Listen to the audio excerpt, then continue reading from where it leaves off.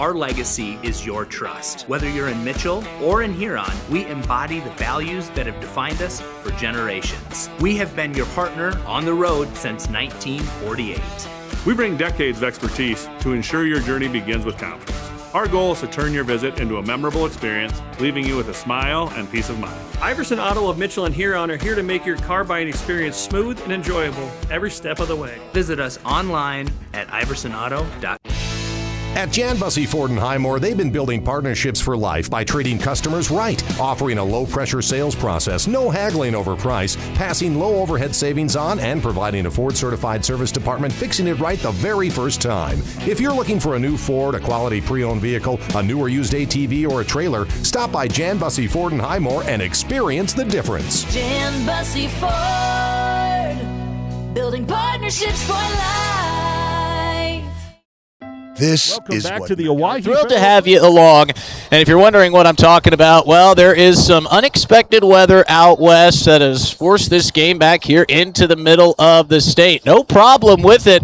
We wanted to make sure that they could get this one in between the Pierre Governors and the Spearfish Spartans. Now, that weather out west, not exactly the spring or summer temps or precipitation that we would expect this time of year, but again, we are in South Dakota, and we roll with it. Now, we are expecting some precipitation today. We don't know if that will make its way to us by the time this game concludes. We sure hope not, because we've got a fun pitching matchup on the mound today. We'll get into all of that when we introduce you to our starting lineups, but of course, here we welcome you into our pregame show. As always, our pregame show is sponsored by our friends at Bank West. So let's set the stage for you a little bit. It's overcast, it's cloudy, it's breezy, and it's cool. But both of these two teams poised to have a big one here today. Pierre Governor sitting right at an even 2-2 on the season. Spearfish still looking for their first win, and they're going to have a tough time. They're going to be going up against left-handed ace Mackenzie Flottmeyer inside the circle here today. Going to be a fun one, and hoping we get it all in. We'll be joined today by my friend Dean. He's making his way over to Riggs High Field this afternoon. Pierre Governors in their home green, Spartans in their road whites are both warming up as the athletic director, who wears many hats, Brian Mosier, is helping his crew get the field ready for first pitch, which will be about 25 minutes or so away. We are scheduled for a 4 o'clock start here this afternoon. And as we dive deeper into our Bank West pregame show, we'll talk about these two teams and how their seasons have gotten to this point. Pierre Governors have had some good ones. They've also run into some buzzsaws. We'll talk about that, but it seems like every time Mackenzie Flottmeyer is inside the circle, she has delivered for her team. We're going to take a quick break. When we come back, we'll talk more about Flottmeyer's season. We'll talk about the Pierre Governors and the Spartan seasons to this point. 24 minutes away from first pitch here on River 92.7. And reminder, we're also streaming live today on drgnews.com. Back after this break on River 92.7. This is beyond X's and O's. This is the difference mutual respect makes. This is what character looks like. This is what defines us in South Dakota. This is sportsmanship. School sports, it's not the outcome that matters most, but the way the games are played. This message presented by the South Dakota High School Activities Association and the South Dakota Interscholastic Athletic Administrators Association. Generational success means different things to different people. But to us, it means seeing my daughter follow in my footsteps, keeping the farm in the family, just getting to do this every day. We're Agtegra Cooperative, and we're generationally successful. That's who we are. Agtegra Cooperative.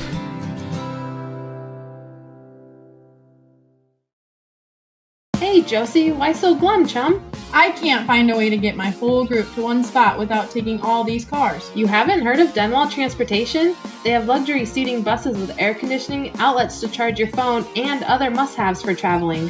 Whoa, no way! Yeah, you should check them out. Where can I find them? You can follow them on Facebook or denwalltransportation.com, or hey, let's give them a call at 605-532-3836. Denwall Transportation, let us do the driving. Allied Plumbing and Heating is your contact for business, farm, commercial, and residential plumbing needs located in Pierre. No job is too big or small for Allied. Put our over 50 years of experience to work for you. At Allied Plumbing and Heating, the only surprise we want for our customers is how fast they get the job done. That's why we offer free estimates on every single service, no hidden charges. Give them a call today at Allied Plumbing and Heating. Remember, you can rely on your allies. If new home construction or a major renovation project is on the top of your list for 2026, then let's kickstart your plans with an interest rate as low as 3.99%. A construction loan at Dakota Land Federal Credit Union is tough to beat and definitely something you can build on. Visit DakotaLandFCU.com for details or stop by a friendly and convenient branch location today. Dakota Land, federally insured by NCUA.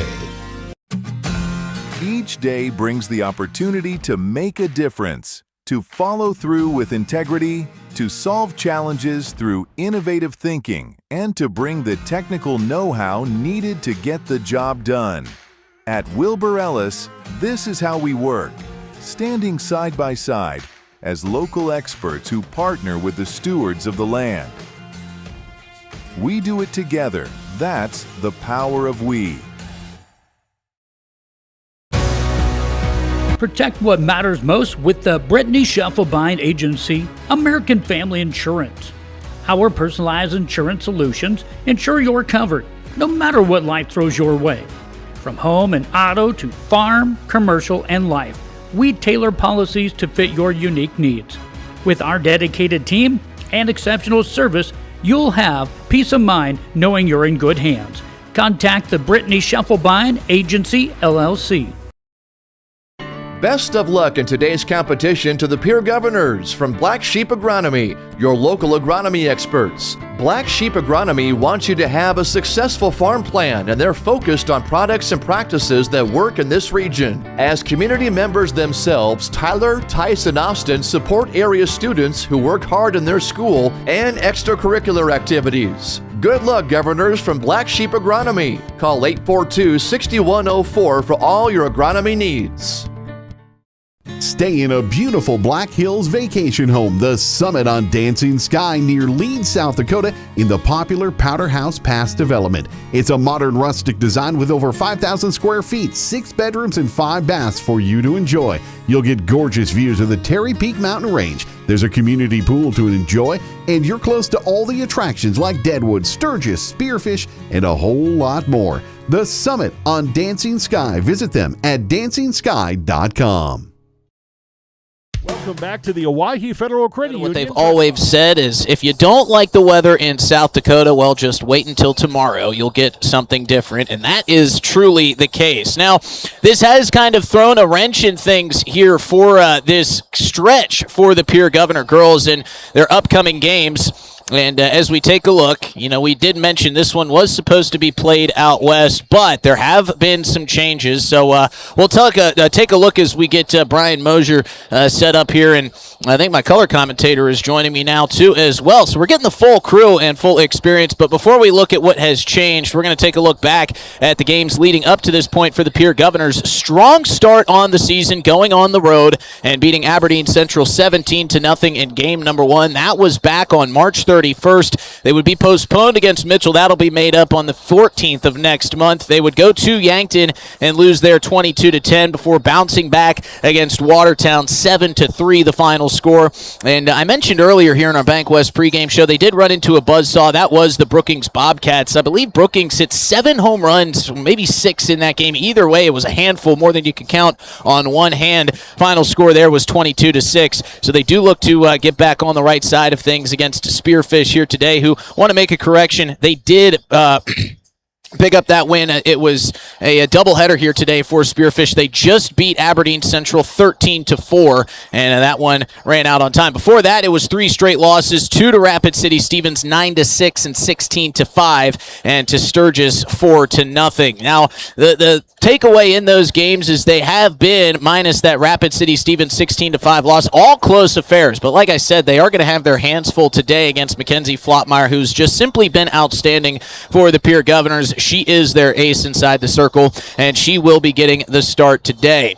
As we get set, we're about 18 minutes away from first pitch here, and I will introduce you to starting lineups. But I want to get my color commentator hooked up, so we're going to take another break. We're going to get him on headset. We'll talk to him about some keys to success, which will be brought to you by Central Dakota Eye Care. You'll hear a word from them here in this break. But first, we want to remind you, one, this game is being broadcast live on drgnews.com. You can find it at the River 92.7 station page, but also it always a great reminder to get to the game, get wherever you're going safely, and that's brought to you by the South Dakota Office of Highway Safety, reminding you to slow the drive. Arrive alive. It starts with you. You've got someplace to be, and hopefully that someplace is here with us for some Pierre Governor varsity softball this afternoon. They will have the JV game, weather permitting, right afterwards, so if you're just trying to get a softball fix, you can make your way out here this afternoon. If you're leaving work late on this Friday afternoon, one, we feel sorry for you, but two, thrilled you're joining us here today, and hopefully you can join us in person, but listen to the South Dakota Office of Highway Safety and get here safe. So we're going to get Dean all hooked up. We'll be back in a couple minutes with more from the Bank West pregame show. Here about 15 minutes or so away from first pitch between the Pierre Governors and the Spearfish Spartans on River 92.7 and drgnews.com.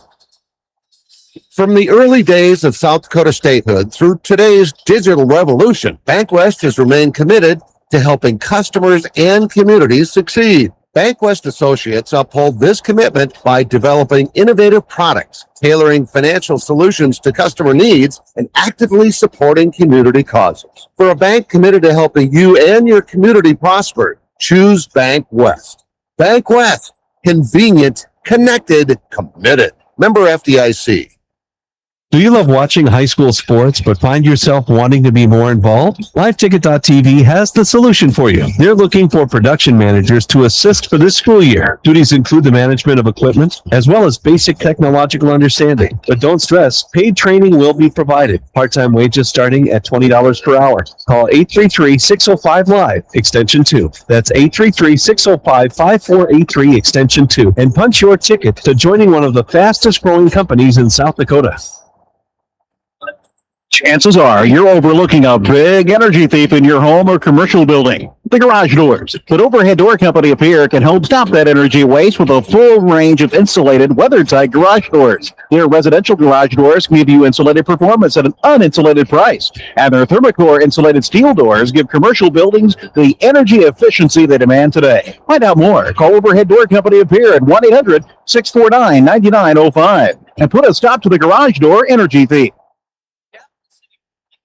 And Pierre is here for you. They make it easy when looking for a new vehicle, getting all available vehicle information so you can spend less time researching and more time enjoying your purchase. Shop their extensive inventory from home at CapitalCityFordToyota.com or stop into Capital City Ford Lincoln Toyota, 518 East Sioux Avenue in Pierre. Count on them for all your service needs with convenient scheduling and in-stock parts. Capital City Ford Lincoln Toyota in Pierre, 605-224-7378. Custom home built within your budget and done on time? Kruger Contracting can make that dream a reality. They're a trusted home builder since 2003, and they're going to be upfront and open about cost and transparent about where your money is going when it comes to your new home. Their skilled crew will manage construction of your new home from start to finish. They're located in Pierre and can build your home in Pierre, Fort Pierre, or the surrounding area. Call 605-222-2523. Visit KrugerContracting.com or find Kruger Contracting on Facebook. If you want a job where your work matters, you belong at Avera. Here, we've invested in our workforce because every Avera team member drives our health ministry forward, making a difference in lives and communities every day. We offer competitive pay, great health insurance, and even career opportunities. We're putting people first, including you.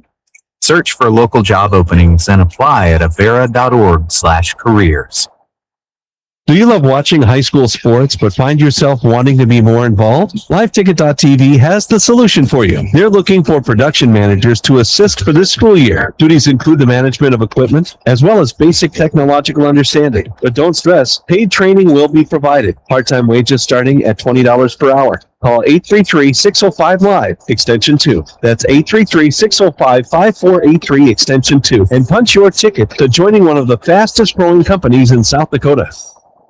Regular comprehensive eye exams yearly are the key to finding eye problems before symptoms appear. Hi, this is Dr. Mike Bartlett. I've joined the team at Central Dakota Eye Care, continuing to provide the same high-quality care you've come to expect. I've been seeing patients here in Pierre for 30 plus years, and I look forward to welcoming you to my new location. Call us today at 605-224-6128 to schedule your appointment. Central Dakota Eye Care, 640 East Sioux Avenue in Pierre. Better vision for a great life.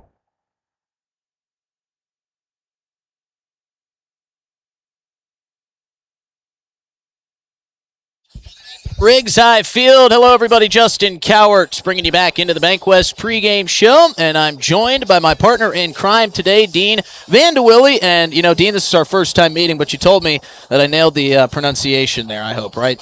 Many times phonetically that is spoken incorrectly, but you did very well. Perfect. Thank you very much. We're off to a hot start, and that's about the only thing that's going to be hot today. Cold day, at least for me, a guy from Georgia out here in South Dakota. But we're going to get some softball in. As we mentioned, this one was moved out of the western part of the state and moved here because the weather out there is not acting like it is in the spring. There is some changes to the upcoming schedule that we did talk about, and we'll get that pulled up here. So, it is a little bit different, but, Dean, a quick question for you about this. You're expected to go on the road. You're able to stay home. You don't have to make that long trip.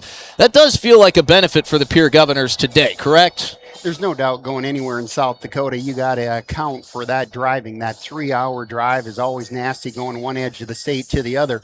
Having said all that, it's going to be a real advantage for the Pierre girls being able to play in front of their home fans. So, yeah, no doubt that they're going to be pumped up for the one game for today that they would have had 3 otherwise had they gone out to Spearfish and Sturgis. Absolutely. So what's going to be coming up in the upcoming weeks is that the games that were scheduled to be played, as Brian Moser does let me know that we are still at home, but we are the visiting team today, are the Pierre Governors. So thank you for Moser. That would have thrown me for a certain loop as seeing the Pierre Governors batting first, wondering how that worked out. But coming up in the next couple of weeks, their April 30th game, they will be going to Rapid City to play both Rapid City Central and Rapid City Stevens. That will be a 2:30 and a 4 o'clock, followed by a 6 o'clock versus Rapid City Stevens JV. That 2:30 game will be against Rapid City Central JV, and then the 4 o'clock will be against Rapid City Stevens varsity. May 1st and 2nd, the tournament in Sioux Falls will only be on May 2nd to provide time to travel between Rapid City and Sioux Falls. That's a long trip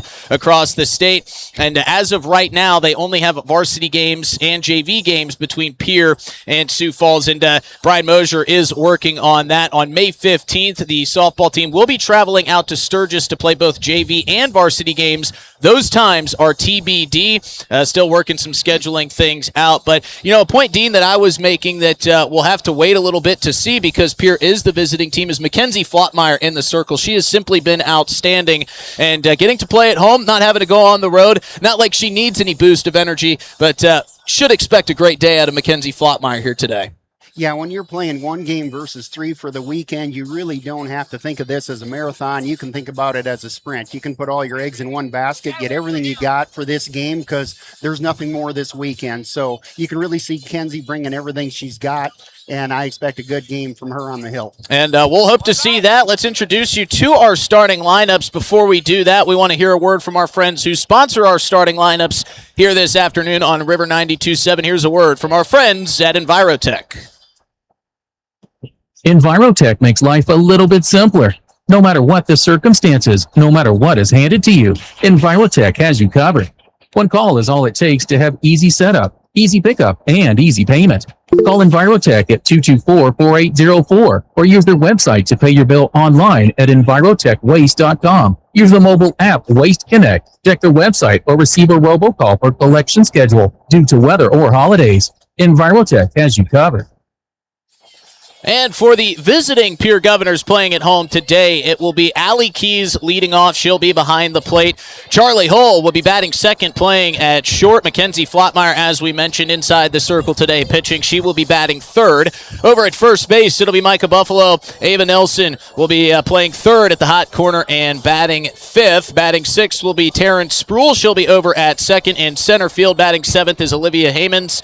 And in right field will be Presley Spy. rise, and in the 9 spot is Miliana Johnson out there in left. That is the Pierre Governor starting lineup here today for the Spearfish Spartans. It'll be Liv Johnson playing out in left field. She'll be batting first. Rosalind Dobson will be playing at short, batting second. Batting third will be Emmy Johnson. She will be inside the circle, battling it out with Flottmeyer today. She'll be pitching to Olivia Lyons, who will be catching, batting in the cleanup spot.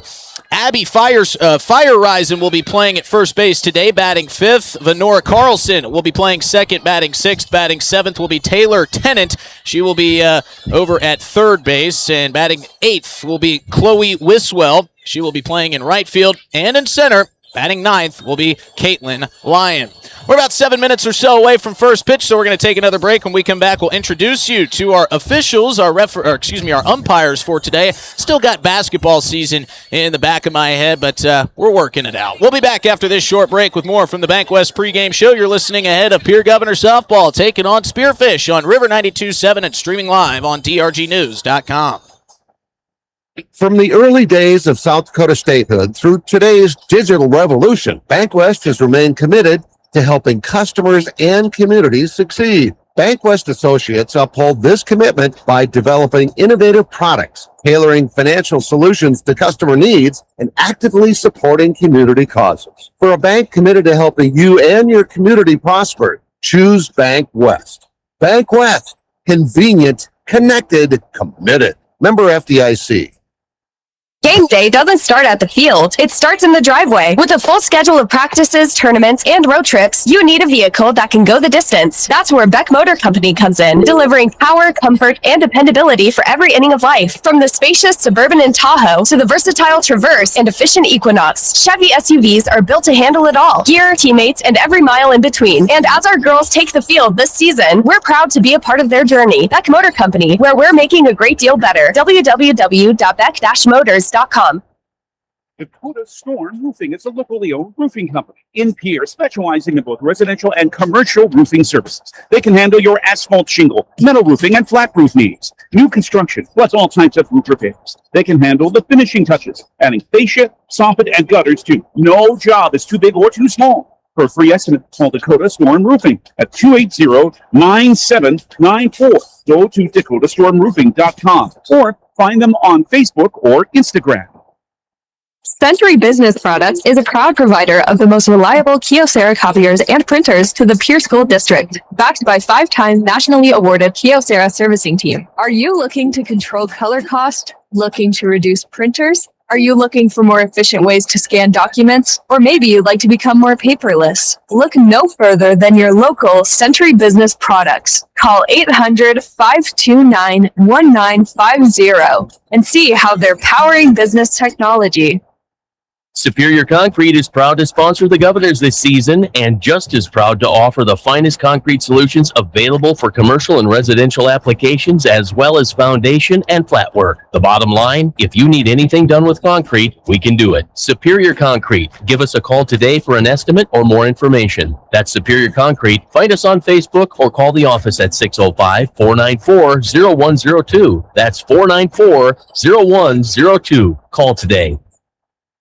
Do you dream of a custom home built within your budget and done on time? Kruger Contracting can make that dream a reality. They're a trusted home builder since 2003, and they're going to be upfront and open about cost and transparent about where your money is going when it comes to your new home. Their skilled crew will manage construction of your new home from start to finish. They're located in Pierre and can build your home in Pierre, Fort Pierre, or the surrounding area. Call 605-222-2523. Visit KrugerContracting.com or find Kruger Contracting on Facebook. Chances are you're overlooking a big energy thief in your home or commercial building. The garage doors. But Overhead Door Company of Pierre can help stop that energy waste with a full range of insulated, weather-tight garage doors. Their residential garage doors give you insulated performance at an uninsulated price. And their Thermocore insulated steel doors give commercial buildings the energy efficiency they demand today. Find out more. Call Overhead Door Company of Pierre at 1-800-649-9905 and put a stop to the garage door energy thief. I'm Scott Nutt, As a coach for the Pierre Governors, I know a winning game plan is crucial. When it comes to your finances, you deserve one too. At New Edge Advisors, our name is new, but our commitment to you isn't. We're the same trusted team you've known, and we've expanded our playbook of resources to help you plan for retirement, manage investments, and protect your future. Let's build the strategy that gets your financial future into the end zone. Securities offered through LPL Financial, member FINRA SIPC. Advisory services offered through New Edge Advisors LLC, a registered investment advisor. New Edge Advisors LLC is a separate entity from LPL Financial. Capital City Ford Lincoln Toyota in Pierre is here for you. They make it easy when looking for a new vehicle, getting all available vehicle information so you can spend less time researching and more time enjoying your purchase. Shop their extensive inventory from home at CapitalCityFordToyota.com or stop into Capital City Ford Lincoln Toyota, 518 East Sioux Avenue in Pierre. Count on them for all your service needs with convenient scheduling and in-stock parts. Capital City Ford Lincoln Toyota in Pierre, 605-224-7378. Looking for a little TLC? Dakota Mart is thrifty, local, and convenient. You'll find freshness you can trust. Shop your local Dakota Mart for the freshest hand-cut meats, the first of the season's freshest produce, and a great selection of ready-to-eat bakery and deli favorites. While you're saving on great food, you can also save at the pump, up to 20 cents per gallon every day at Dakota Mart Gas. Plus, treat yourself to a delicious Caribou Coffee and Pierre store. Dakota Mart, your hometown neighborhood market. Law firm of Pierre offers superior legal representation. Clients can be assured their legal matter will be handled with expertise and the utmost professionalism. Their skilled South Dakota lawyers can take care of your family law, estate planning, real estate law, and personal injury. They're able to help you plan and prepare to make matters easy now and into the future. Call 224-8803. May Adam Law Firm in Pierre since 1881. Text message scams continue to rise, and victims who have lost money to these scams continues to rise at an alarming rate. Consumers cannot rely on a text message to be truthful. If you receive a message regarding a fine for missing jury duty, or utilities being shut off for non-payment, toll road fines, or you've won a sweepstakes, these are scams designed with an urgency and the need to send money now. Do not respond to these texts, and you should contact Consumer Protection at 800-300-1986. That's 800-300-1986 for the South Dakota Office of Attorney General's Consumer Protection Division. Welcome back to the final couple seconds of our Bank West pregame show. Hello, everybody. Justin Coward alongside Dean Vandewille. And, of course, we are moments away from first pitch here at Riggs High Field. Before we go any further, I want to give a big thanks to all of our great sponsors at Bank West, Beck Motors, Dakota Storm Roofing, Superior Concrete, Live Ticket, Overhead Door, New Edge Advisors, Avera Orthopedics, Capital City Ford Lincoln Toyota, Kruger Contracting, Century Business Products, the Brittany Scheffelbein Agency, Dakota Mart, TMA, First Dakota National Bank, May Adam Law Office, Edward Jones, Avera St. Mary's Hospital, Wegner Auto, Hagag, Xander Auto Parts, American Bank and Trust, Kathy Sunshine Properties, Wahi Federal Credit Union, Ramkota Hotel and Conference Center, Dakota Plains Federal Credit Union, Bauman Lumber, Tokyo Hibachi and Sushi, and our friends at Black Hills Federal Credit Union. Well, you heard from our friends at the South Dakota Attorney General's Office Division of Consumer Protection. They are our introduction of game officials sponsor. Our great umpires today behind home plate will be Shane Munt, and out in the field will be Mr. Eric Lust. We are moments away from our first pitch, our kickoff of sorts, which is brought to you by Comtech. You've heard a word from them. The throw down to second base is on its way. Again, if you're just joining us, big thanks to Brian Menning and John Stewart from Live Ticket for being here helping us video today. Back in the studio is the great Cortana Mancuso, and she's being assisted by Scott Colomb. Dean Vandewille, Justin Coward, ready for first pitch here on a Friday afternoon. Overcast, cloudy, cool, but perfect softball weather, I'd say. Dean, is it a little bit weird to see Pierre leading off on their home dirt here today? Yeah, definitely a little different. Spearfish had to come and play 2 games today, so they were actually away team first game, and this one they're actually able to be the home team. As Keith takes first ball low on the first pitch here. Amy Johnson in the circle for the Spartans. 1-0 here to Allie Keys leading us off. She takes ball 2 on the inside corner. And good for Spearfish picking up a win today against Aberdeen Central. Back and forth affair. A lot of runs going both ways. As the 2-0 pitch to Keys is in there for a strike. Good high rising pitch catches the top part of the zone. First 2 pitches inside and low. Came back with the rise ball outside. 2-1 count. Right down the middle for strike number 2. Maybe Johnson setting up Keys with those first 2 pitches on the inside, kind of lulling her to sleep, moving her off the plate, coming back with 2 great pitches right down the pipe. 2-2 pitch here from Johnson is swung on and missed, and Allie Keys will be the first out of the ball game, goes down swinging. Johnson finishes with a beautiful curveball down and low on the outside. Keys cutting for it just above it. And Johnson not worried about this cooler weather, got the short sleeves on today.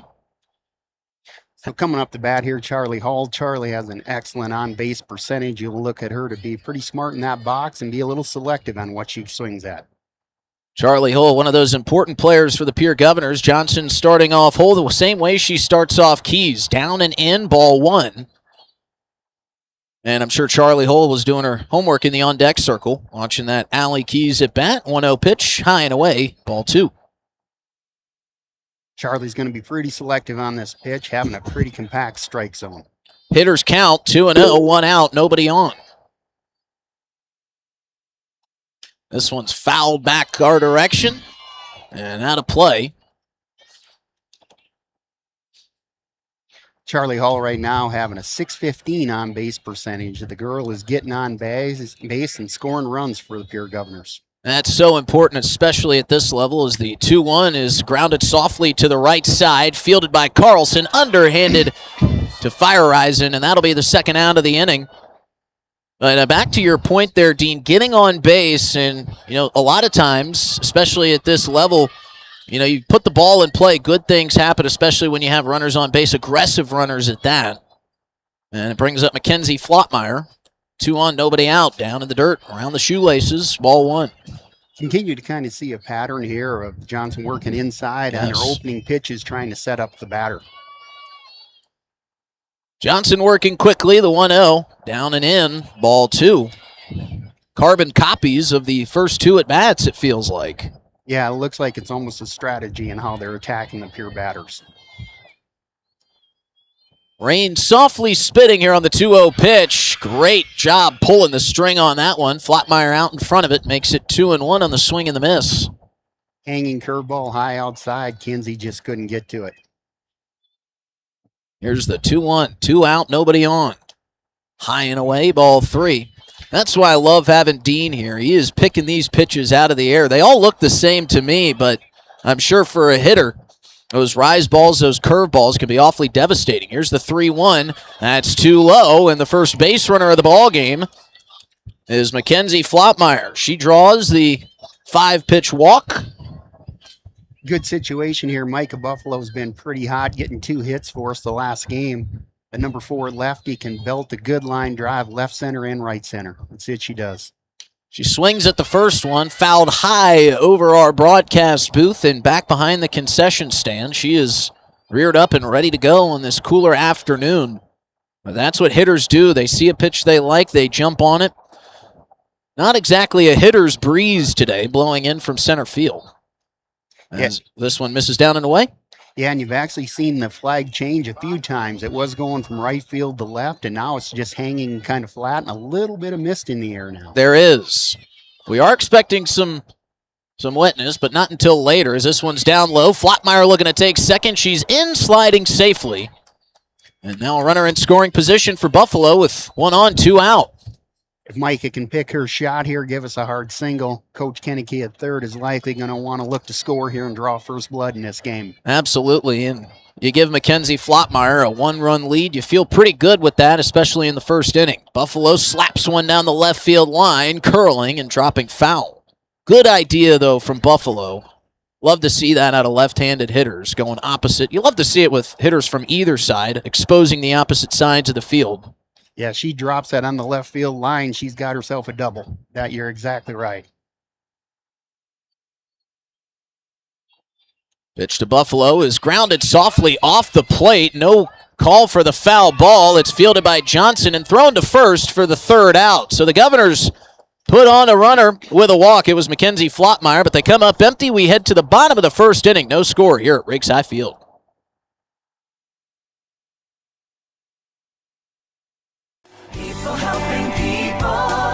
Have you ever wondered what the benefits are of becoming a Owyhee Federal Credit Union member? At Owyhee Federal Credit Union, we reinvest profits in you. We do this in the form of lower interest rates, higher dividends, and low to no fees. So come check us out or come in at 221 East Pleasant Drive in Pierre, because at Owyhee Federal Credit Union, we treat our members like they own the place because, well, they do. Owyhee Federal Credit Union.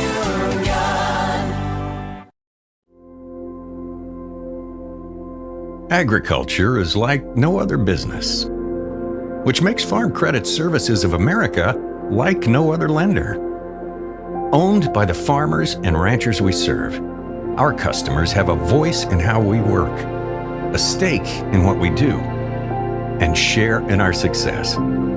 Discover a lender that works for you at Farm Credit Services of America.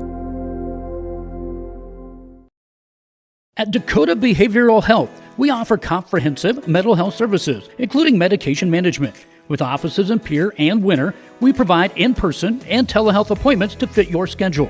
Whether you're managing anxiety, depression, stress, or other concerns, our compassionate team is here to help. We are currently accepting new clients, so take the first step toward better mental health today.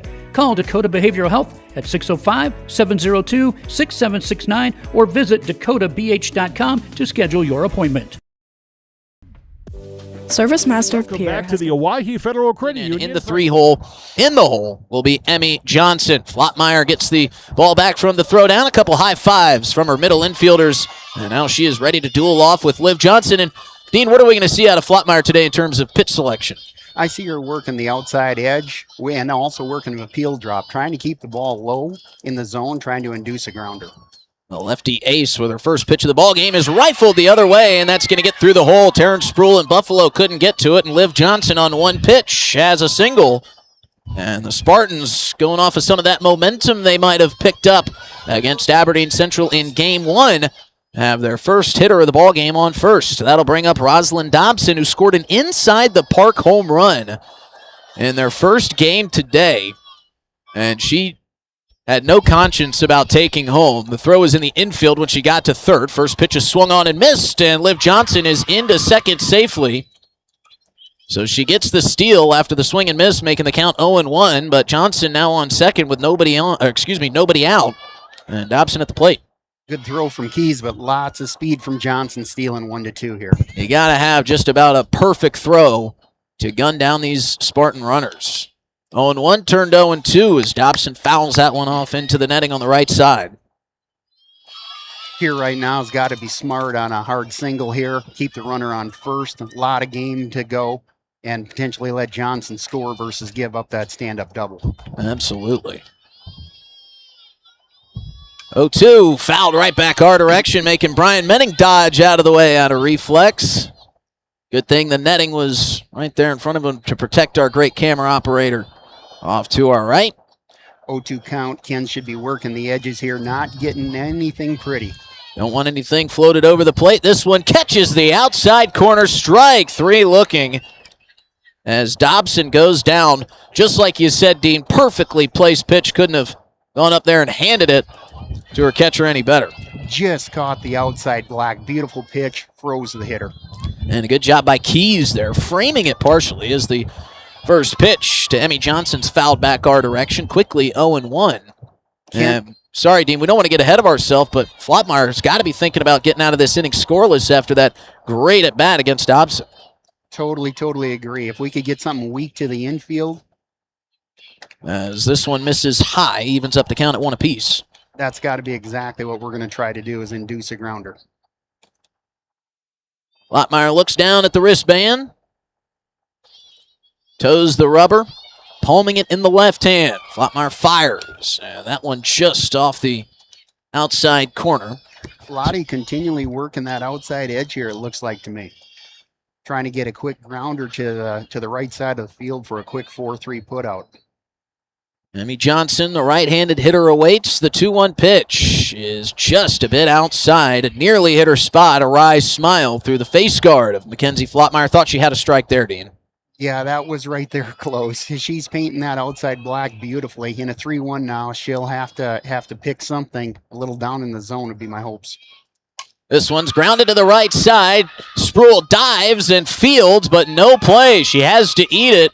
But a good job there by Terrence Sproul. If anything, she saved the run and Liv Johnson from scoring from second. Couldn't agree more. Now in a first-third situation, Pierre's going to want to come up with a defensive play here, deciding what they want to do to try to trap that runner at third. And this will bring up Olivia Lyons, the Spearfish catcher. Right-handed hitter wears one glove on the left hand, nothing on the right. And she takes a perfect pitch for strike number one. Over there at first, Emmy Johnson was leaning towards second, thought better of running on Allie Keys with a late break.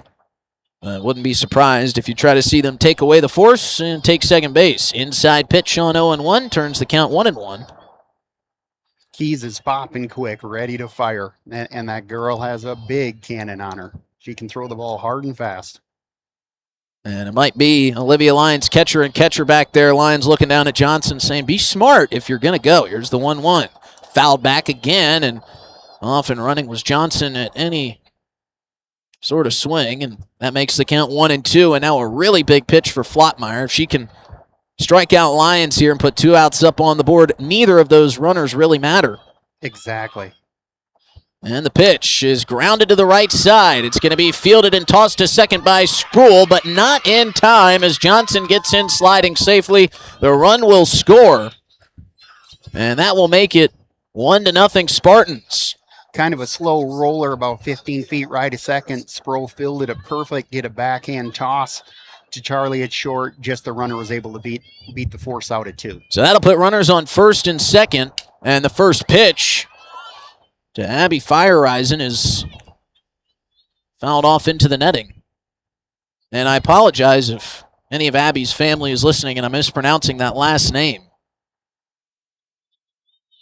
As the 0-1 is floated in just a bit high, ball 1. Force out at every base here for Flottmeyer with 1 out and 2 on. Runners on first and second here in the bottom of the first inning. Pierre will look to take that force anywhere they can get it right now. This one will just miss outside. It looked for a moment there that Shane Munt wanted to call that a strike. Started the motion, but then held up. Makes it 2-1. Again, continuing to paint that outside edge. And this one's popped towards the right side of the infield. Sproul is under it. She squeezes for the second out. And a great piece of pitching there from Flottmeyer to get Abby to fly out to the right side. Yeah, we've gotten 3 balls over to the right side, a little bit of Flotty working the outside edge, and you could have Spearfish trying to intentionally go that way with runners in scoring position. Well, you think if she's going to give you that pitch, you might as well go that way with it. This one bulleted back up the middle. Fielded by Hammonds. The throw in is going to get cut off at second base, and coming across the plate is Emmy Johnson. That's the second run of this first inning for Spearfish. And Menora Carlson delivers with a base hit and makes it 2-0. Hit right on the button, line drive 10 feet high, right up the middle of the field. So again, runners on first and second as this one swung on, fouled back into the mitt by Taylor Tennant. Makes it 0-1. Yeah, there's no doubt the Spearfish bats are warmed up from their first game. And that has got to feel like an advantage, too, as Flottmeyer delivers and a big swing and a miss for strike 2. And we talked about the slight advantage for Pierre not having to make some 3-hour trip out west, but Spearfish got the blood pumping with their win against Aberdeen Central, as this one is just a bit outside, missed by the lace of a softball, makes it 1-2. We get out of this with 2 runs. We're plenty of game left. We're absolutely fine to come up and get some hits and runs up on the board. Especially against a Spearfish team that has allowed a decent amount of runs throughout this season. Here's the pitch from Flottmeyer, found back into the netting. Staying alive is Tennant. Almost a nice right-handed play by our home plate umpire, Shane Munt. Can't imagine that felt too good on a, dare I say, chilly afternoon for the bare hand of Munt, but he perseveres. We would have clapped if he caught it. We sure would have. We clap at the effort. Here's the 1-2. Grounded to Sproul. She's been busy in this bottom half of the first. She fires towards Buffalo, and that will end the inning. But it doesn't happen without 2 runs from the Spearfish Spartans. They lead 2-0, top of the second. Coming up after this 1-minute break on River 92.7 and streaming live on drgnews.com. Proudly serving Pierre and Fort Pierre for over 40 years, they offer professional carpet and upholstery cleaning, post-construction cleanup, residential and janitorial services, and thorough disinfection cleans. Service Master Restore provides expert water, smoke, fire, mold, and odor damage restoration, along with drying, dehumidification, and trauma or biohazard cleanup. When disaster strikes, every second counts. Trust the experts who've been doing it for over 40 years. Service Master of Pierre. Get clean today. Futures aren't made by accident. They're dreamt, they're planned, they're discovered. At Northern State University, futures are the result of hard work and grit. NSU is an academic powerhouse with a spirit of exploration and genuine support, where professors know your name and push you to discover what you're truly capable of. But don't take our word for it. When you experience Northern, you'll see the difference here. The best Western Ramkota Hotel in Rapid City. Back to the Owyhee Federal Credit Union press box. Back here at Riggs High Field with a 2-0 Spearfish Spartan lead. I'm alongside my partner in crime here for this afternoon, and the Pierre Governors coming back up to the plate. Ava Nelson, Terrence Sproul, and Olivia Hammonds will be 1, 2, 3 here in this inning. And Dean, you know, it was a pretty strong bottom half of the first, and now time for the Pierre Governors to pick up the bats, starting with Ava. This has been a good, strong part of the lineup for the Pierre Governors as Ava takes ball low. The phenom sophomore third baseman has produced 10 of our 35 run with her RBIs. She's gone extra bags for 4 times now in 4 games. She can really sting the ball. So, and then behind her, Terrence Sproul, by the way, is kicked in 7 RBIs herself. So between these two girls, 50% of the runs batted in came from the middle of the lineup. Not a bad 5-6 combo to have there batting.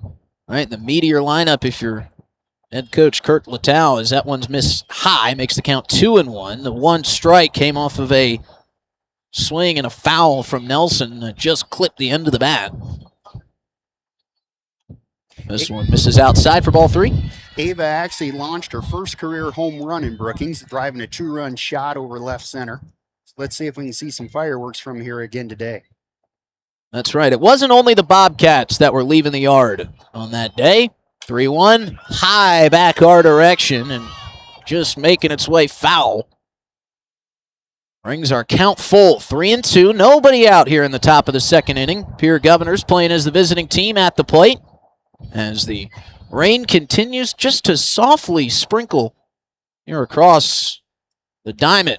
3-2 pitch took something off, and Emmy Johnson's got another swinging K, her 3rd of the game, her 1st of this inning, and that's the first out. Ava Nelson heads back to the dugout, and Terrence Sproul up to the plate. First pitch to Sproul, wisely taken, let it sail low. Tough pitch to take. Seeing a lot of curveballs here coming down the middle, breaking a good 6-8 inches outside and down. Johnson's had outstanding command, including on that pitch. Catches the inside corner, evens up the count at 1 apiece. Beautiful spinning screwball. Felt like she and Flotmeyer have both been hitting their spots, as this one is swung on and missed. That one diving away from Sproul. There's that curveball again. Looks appealing coming down the middle and ends up outside the black. Yeah, the shelf just falling off of that one.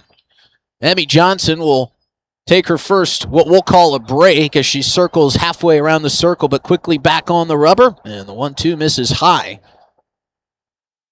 And I think the furthest you'll see her get away from the rubber there is on the inside part of the back chalk of that circle. She works quickly, 2-2, makes it 3-2 as it misses high and away. And for the second straight at bat, a full count. Let's see if Taryn can stay quiet with her head, compact swing, and give us a little line drive over second here. Governor's second baseman with a payoff pitch coming. Inside, she draws the walk. And the second base runner of the day comes via walk for the second time today. Mackenzie Flotmeyer reached on a 5-pitch walk. And this one coming on a full count to Terrence Sproul. Runner on first, 1 out here for Olivia Hammonds. Eamon's a very dangerous batter. She can go deep. She can bunt. She's very quick on the bag. She really can mix up the alternates for a coach to call. First pitch from Johnson is swung on and missed. Another good off-speed pitch there from Emmy Johnson. gets a fan from Hammonds. Yeah, that off speed you're seeing combined with the curve is really confusing them here. Johnson back. Another high spinner swung on and missed way up in the zone. And with Johnson's control, seems to have the Governor's hitters guessing a little bit. Yeah, totally agree. Here's the 0-2.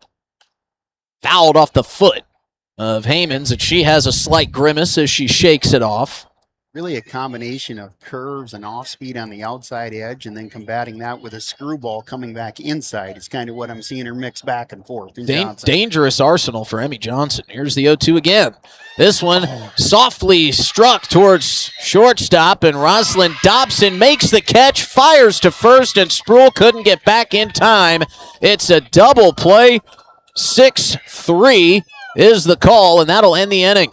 Spearfish makes a nice play to oust the Governors. We'll be back after this 1-minute break on River 92.7's Spartans leading 2-0 coming up after this. All South Dakota student athletes and their families. They are conveniently located off Interstate 90, close to downtown and minutes from the beautiful Black Hills. The Ramkota offers sports and family-friendly rates.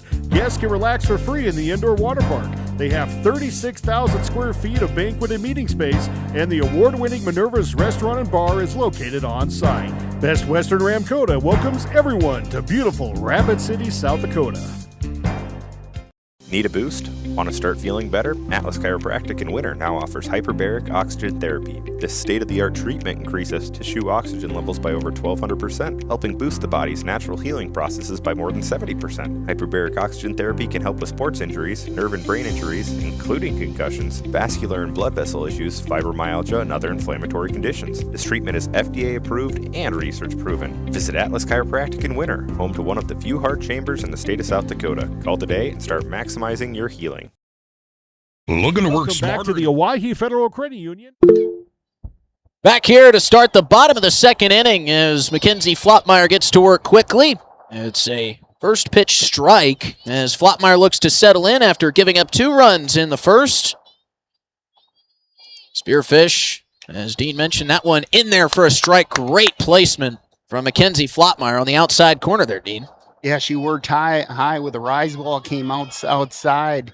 And so now she's going to probably throw a little bit of junk here. We'll see. 0-2 pitch is swung on and missed, but it gets away from the catcher and throwing down to first. Not in time. Allie Keys couldn't track down the loose ball. Thought that one might have been clipped by the bat, which would have wiped out the whole play. It was still a strikeout, but the runner stands at first base. Yeah, I'm with you. It looked like it may have just tipped. Sure-handed Keys, not one to mishandle, so it makes me think it could have been possibly missed. Of course, with the wind here today, as the first pitch is swung on and missed by Chloe Wiswell. Hard to hear those little tips, especially when you've got both dugouts cheering on their teams the way they often do here at softball games. The 0-1 from Flottmeyer in there for a strike. Yeah. And Flottmeyer starting to settle in nicely, even though we've only seen 2 hitters and we've got a runner on first, nobody out. Both batters here, she got ahead early, both times in an 0-2. There again. Let's see if she comes with a waste pitch. See if she puts Wiswell away. That one high and away for ball 1. But again, when she is missing her spot, she's not missing by much. No, and people think that may be a bad pitch. That's intentional in an 0-2 count. She'll probably come with a waste again. And she does. She sure does. Inside on the hand, swung on and missed by Wiswell. Second strikeout of the inning for Mackenzie Flottmeyer, first out of the inning. And if those of you that are wondering how that could work, that first out got away from Allie Keys, though it was a strikeout, doesn't register as an out as the first pitch is in there to Caitlin Lyon, the 9-hitter, for a first pitch strike. So where we stand, 1 out, 1 on. Here in the bottom of the second inning. Bottom of the lineup here. Hitting for the Spartans. 0-1 from Flottmeyer. Her first true miss. Runner's going for second. Throw down from Keys is on a line, but sliding in safely was Taylor Tennant, getting underneath the tag. And what a throw. You mentioned that Allie Keys has quite the cannon, and she just showed it off right there, Dean. The only thing that got her is it was a changeup, so it took the ball a while to get to home plate, and that runner took off from first to second the moment they saw the change. 1-1 is fisted foul off to the right side, and I think there was a little bit of concern from Taylor Tennant if she should try to take second base. She ended up opting to, and the throw from Allie Keys was a frozen rope. But Tennant was able to get underneath the tag. Here's the 1-2, grounded to the left side, fielded by Nelson, firing to Buffalo. She's got the out. They're going to third, and it's going to be dropped, not in time. Nelson making a nice throw over to the first base side, trying to double up. Micah Buffalo also making a nice throw, but Taylor Tennant was able to beat it over at third. Yeah, slow roller to Nelson, charged it through a nice shot across to Micah. Here we are with 2 outs, runner on third. Let's see if the Govs can get out of this. Lottie's made quick work getting in pitchers' counts on all 3 batters here. Sure has. Here's the first pitch. That one rifled foul towards the Pierre Governor dugout.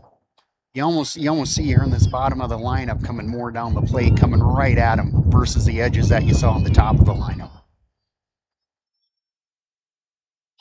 0-1 count once again. Make it 0-2. Again, quick work. She is in a pitcher's count, all 4 batters here. Really doing a job. So let's see if she can find an edge and get the batter to swing at something poor. Correct me if I'm wrong. She's gotten into an 0-2 count, all 4 batters here. She had 1 at a 1-2.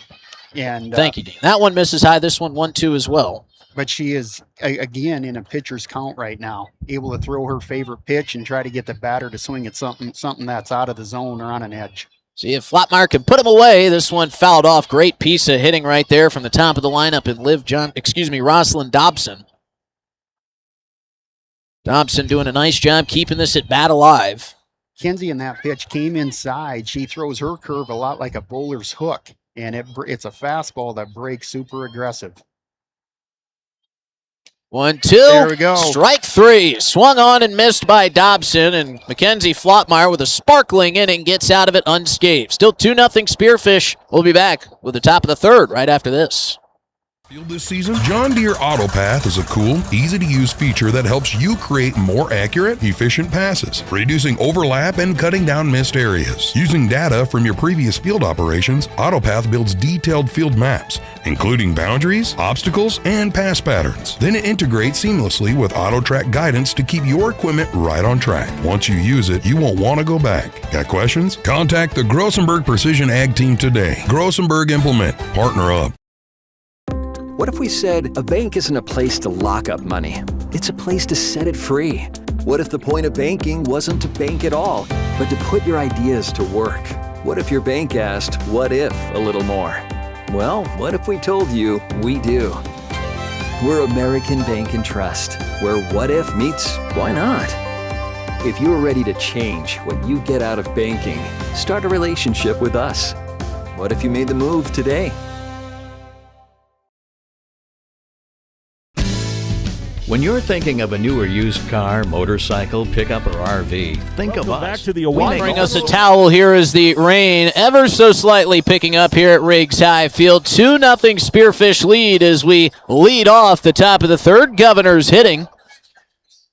And it will be Miss Presley Spies in the 8-hole. 8-9-1 coming up for the Govs, trailing by 2. First pitch from Johnson misses low. Presley has really come on strong. Went 3 for 3 in her Yankton debut. And the girl's batting .667 right now with a .750 on base percentage. And she gets on, she can scoot around the bags. She swings and misses that curve, missing just about. Got the end of the bat on it, but Emmy Johnson's been placing pitches and dashing and darting all over the place this afternoon. As the 1-1 swung on and missed, pulled the string, makes it 1-2. Yeah, first one was a good breaking curveball. The second one, an off speed. Both have good tight spin on them.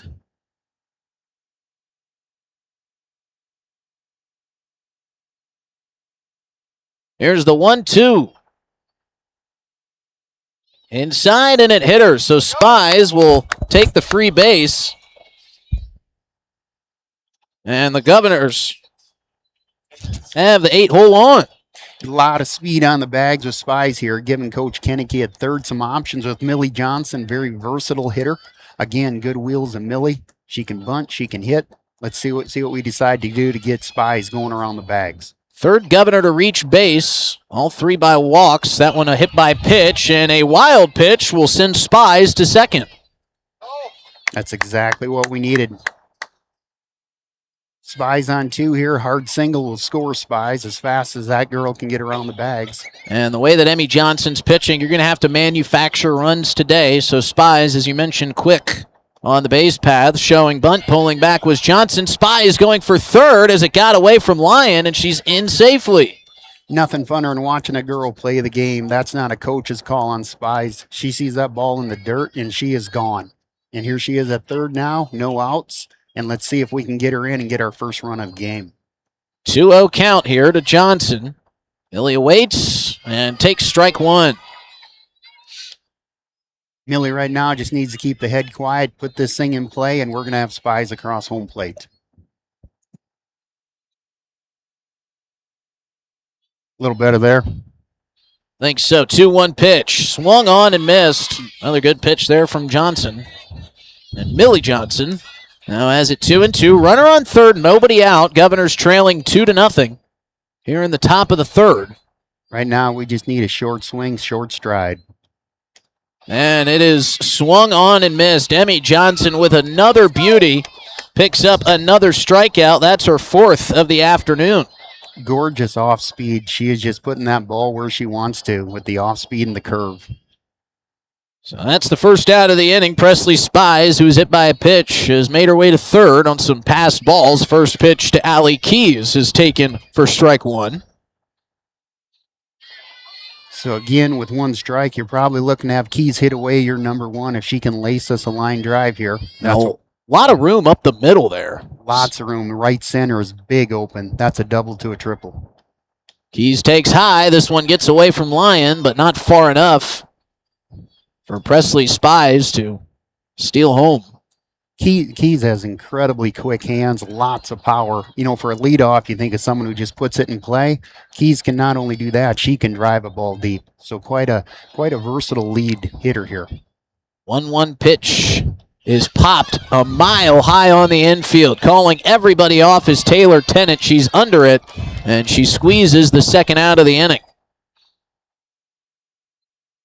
So we got a situation here as far as 2 outs. Spies on third. We got a good on-base percentage person in Charlie Hull. Also a very good opposite field line drive hitter. Let's see if Hull can get her in here. And Chloe Wiswell playing very close to that right field line, so that creates a lot of space, but this one driven to center. Underneath it is Caitlin Lyon. She's got it, and the Governors, who got the first runner on by a hit by pitch, come up empty again. We head to the bottom of the third. Still 2-0 Spearfish here on River 92.7.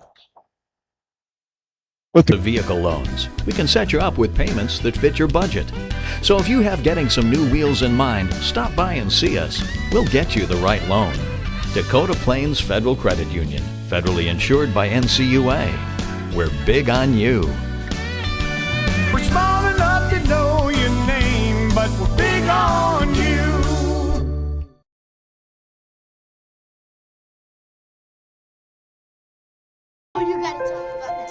The innocence of youth. Is there anything any better? But soon they'll be in high school and facing all the same challenges you faced. How to make friends, how to fit in, how to be cool. We want our children to have everything they'll need to live fulfilling and productive lives. Make sure the kids in your family are among the more than 57,000 participants here in South Dakota who take part in high school sports or activities. At Ringneck Energy. Welcome back to the Hawaii. Bottom of the third inning here. Mackenzie Flottmeyer back in the circle. Spearfish leading 2-0 here on this Friday afternoon. That is not exactly softball weather, but we're happy to be playing as Mackenzie Flottmeyer misses down and away. And some good work done by Brian Mosier and the athletic departments from the schools that were all competing, getting this one in. So last thing you want to deal with is a bunch of rescheduled dates as Flottmeyer misses down and in for ball 2. And you know, Dean, back in that second inning, it felt like Flottmeyer really settled in nicely, was hitting her spots and getting ahead of hitters with early high strike counts. And actually, you saw her going right after the number 1 and number 2 batters in their second visit of Kenzie, you know, as far as their second at bat. But she did bring out a curveball that really breaks for her and got both those 1-2 batters off balance here. Let's see if she can keep that going. Facing against her opponent inside the circle, Emmy Johnson, who takes the ball high, makes it 3-1. Emmy Johnson a base hit, and her last time in the box. Now she sends one into right. Underneath it is Spies. She couldn't squeeze it. She had it in the glove, but it popped out, and that'll go down as an E9. Yeah, Spies tracked it beautifully, had it right in the glove, and it just popped right back out. So it wasn't a deep ball, about 30 feet over second base. And a ball picking up some moisture, certainly making it tougher to grab for Presley Spies. So runner on first, nobody out. Down and away. Johnson on her way to second, looking for the steal. Throw a bit off the mark for Keys. It was fielded by a hole, but not in time, and Spearfish has another runner on second base. This is where Pierre's really got to dig in now and be smart, get their outs, limit the damage. Nobody better to do that for the Governors than Mackenzie Flottmeyer. Here's the 1-0. Just a bit outside, ball 2. Libya Lyons hitting for the Spartans, the Spearfish catcher. Had the hit that scored the runs as this one's rifled foul down the right field line. We've seen predominantly the Spearfish hitters going to right field. And, and there's that theory always, if you can hit behind the runner, and it looks like that's what they're trying to do, especially when Flotty is going for that outside edge of the plate, as that one goes foul down that first base line. Yeah, we've hardly seen anything in the direction of Miliana Johnson or Ava Nelson. Over at third and in left, as this one is in there for a strike, evens up the count at 2 apiece. Boy, it'd be a big out here, Justin, if we can chalk one up and leave that runner still at second with an out. We need that to happen right here. Absolutely. Emmy Johnson reached on the error, stole second. Nobody out, 2-2 pitch. Line foul. That one takes a nice little thump off of a white SUV back there. You're in dangerous territory when you park, as I look at my car parked just next to that car. Didn't think twice when I showed up, but count still at 2-2. Flottmeyer trying to get the first out of the inning. Here's the pitch. This one drilled out to center. Olivia Heyman's underneath it, calling off Spies. She grabs, she squeezes, she fires, and Emmy Johnson able to tag up and make her way to third. So Flottmeyer gets the out, but the runner advances, and now with one out, runner is right down the line at third. And Spearfish threatening to make this a 3-0 game. So we're going to want to try to, again, be low in the zone. We're definitely going to want an infield hit here if we can. Get it quickly to Buffalo at first for the second out and freeze that runner on third. Flottmeyer peeking into the dugout, gets the call. Left-handy delivers. This one gets by Allie Keys, but she tracks it down after a fortuitous bounce off the backstop. Yeah, it came right off the concrete, directly back to Keys. Very fortunate for us there. Emmy Johnson not wanting to waste an out, knowing how quick Keys is back behind the plate. Good base runnings, gotten her over to third, wanted to stay at third. This one grounded right back to Flottmeyer. She peeks back to Johnson, fires to first, gets the out, throw it home, not in time. They get the out at first, but Emmy Johnson runs in behind Keys, couldn't get the tag, and it's 3-0 Spearfish. Yeah, Pierre played that perfectly. Flotty looked back the runner as fast as we could throw to first and home. We just couldn't quite get the runner. Was it Johnson on that one scoring? That was Emmy Johnson scoring the run, making it 3-0 for Spearfish. Now off the end of the bat, the direction of Sproul. She fires to first, and the third inning comes to an end. But Spearfish picks up a run on a fielder's choice. Emmy Johnson scores from third. 3-0 Spartans as we head to the fourth. Their mission is to produce renewable energy that adds value to grain and livestock production, enhances the income of their investor partners, and provide a safe, rewarding work environment. Located at 901 Redwood Avenue in Oneida, South Dakota. Call 605-945-6900 or check ringneckenergy.com. A proud supporter of local schools and wishes all students the best of luck in all their activities during the school year, creating economic opportunities in our community.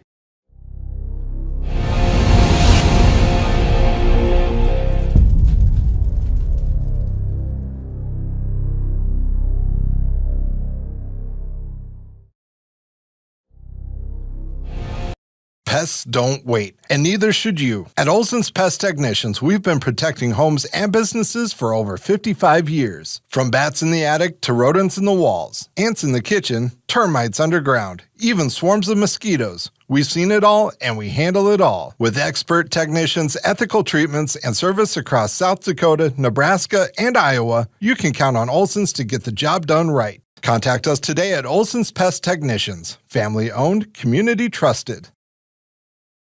Welcome back to the Owyhee Federal Credit Outstanding. Johnson misses low on her first pitch here to... Who is that? Is that Flotmeyer behind our home plate umpire there, Dean? That is Kenzie Flotmeyer, and yeah, she's looking to get this whole thing started with a good single. Curveball up high. Flotty takes a cut at it, and he can't reach as that ball breaks off the outside edge of the plate. Almost held up her swing, makes it 1-1, and Flotmeyer a bit choked up here, trying to help her own cause. Fouls this one off to the right side over the fan group, and Pierre Governor contingent that made their way out to Riggs. I know a lot of these folks were excited to hear the rescheduling and the movement of this game back to the state capitol. It's fun to watch these girls play. They've been playing some good ball. Flotmeyer takes a pitch outside. Good take to even up the count at 2-2. You know, the way she's working that outside edge, Pierre's got to think about taking this to that big right center hole. Don't try to pull this ball. Push it over the second baseman if she's going to keep throwing that curve and working that outside edge. A lot of space up the middle and a lot of space in between right and center and left and center. 2-2 misses down and in, and the count runs full. And big innings almost always seem to start with a leadoff walk if you can get one. Exactly, with the powerful Micah Buffalo on deck. This one, stay alive swing, fouled back over the netting. Good cut there by Flotmeyer. I thought she did a great job of stepping actually towards right field to go with that curveball to get in the sweet spot of the bat. Johnson working quickly. The payoff pitch is fouled off again. Mackenzie Flotmeyer with a all-star type of at bat right here. I was just thinking that, Justin. We're up at what, 6-7 pitches right now? This will be the 8th pitch of this at bat. That's impressive. Flotmeyer trying to play the chess match here with Emmy Johnson. Another payoff, rifled up the middle, and that's going to drop in for a base hit. We talked about a lot of space right over second. It's played by Caitlin Lyon, and the first hit of the ball game for the Pierre Governors comes from Mackenzie Flotmeyer. What a great at-bat. Takes that low fastball line drive right over the pitcher's head. Well hit. Now we're going to get something rolling with a powerful, diverse Micah Buffalo. Buffalo in the left-handed batter's box. That gets by Olivia Lyon, and on her way to second was Flotmeyer. That could have been right down the middle. I think Flotmeyer still would have taken second, even if that one was on the money, but she stands at second regardless. Nobody out, runner on second for Micah Buffalo. Here's the 1-0. She bunts it to the left side. That's going to get down. Can Buffalo leg it out? Throw to first. Not in time. Micah Buffalo, very, very versatile person. Excellent bunter, excellent hitter. Coach Kennedy calls for the bunt on Buffalo, lays it down right towards on the third baseline, advances Flotmeyer to third, who we got it going on right now, first and third. We know Buffalo has the power. Now we know she has the wheels, too. Yeah, she's got wheels. She's got the whole package, doesn't she, Justin? Ava Nelson with a nice play to pick that one up and fire it. And now popping this one up to the right side is Nelson. Underneath it making the play is Venora Carlson. Boy, you got to feel that if Ava was up another half inch, that was a deep ball to right center. Ava just missed hitting a big line drive there. And I think the takeaway here is maybe these Pierre Governor batters starting to feel out Emmy Johnson a little bit. A starter for Spearfish. One out, runners on first and third. Sproul takes the first pitch inside, and Micah Buffalo on her way to second is in standing. So now runners on second and third for the Governors. We got the stage set right now with Sproul, who again really has done a great job batting runners in. Let's see if she can do it again. Sproul's big swing and a miss on an off-speed pitch, and really nicely done there by Emmy Johnson. Makes the count 1-1, one out. Runners on second and third, 3-0 Spartans. Johnson off the end of the bat, rolls softly to first. Only play is to toss it to first, and Fire Rising tosses to Carlson, who is covering the bag, but Flotmeyer scores on the fielder's choice, and Terrence Sproul has the Governor's first RBI of the ball game. Sproul able to make contact with that curveball, just caught the edge of the bat, so that thing was spinning something fierce about the vertical axis, but able to be slow enough where Flotty could come in from third. Rain starting to pick up a little bit as the Governor's hitting is as well. This one drilled to the left side, fielded, thrown, not in time as Olivia Hamons scores the second run as Micah Buffalo is in standing. A nice play over at short there by Rosalind Dobson to knock it down, but that was all she could do. And it's now a one-run ball game as some life being breathed in here. Hamons, excellent hard hit in the hole in the 5-6 hole. Now we got spies on. See if we can move her. Throw down to second as diving in safely was Hamons. At the plate is Presley Spies. I think she was a little bit handcuffed by that pitch there from Johnson. Heyman with no love for her body. Head first slides into second. The kid loves to get dirty. High swing and a miss. And that bunt earlier and the base hit is going to be our Rounds Financial Services right on the money highlight. Tell you what they have to say is this one's fouled off to the right side. Rounds Financial Services, be listening for the Rounds Financial Services right on the money highlight, which we just had two of, where your money works for you. Rounds Financial Services. Here in an 0-2 for Presley Spies. Let's see if she can put one in play for us. Spies swing and a miss, and strike three, and the inning comes to an end, but not before the Governors score two. They make it a one-run ball game. We got a good one going as we head to the bottom of the fourth. Spearfish leading 3-2.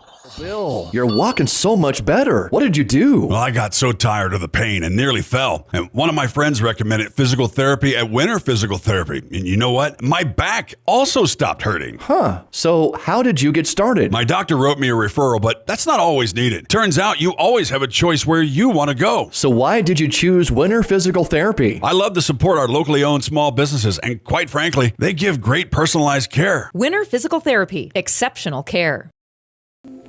What if the market shifts? What if the margins on your farm keep getting tighter?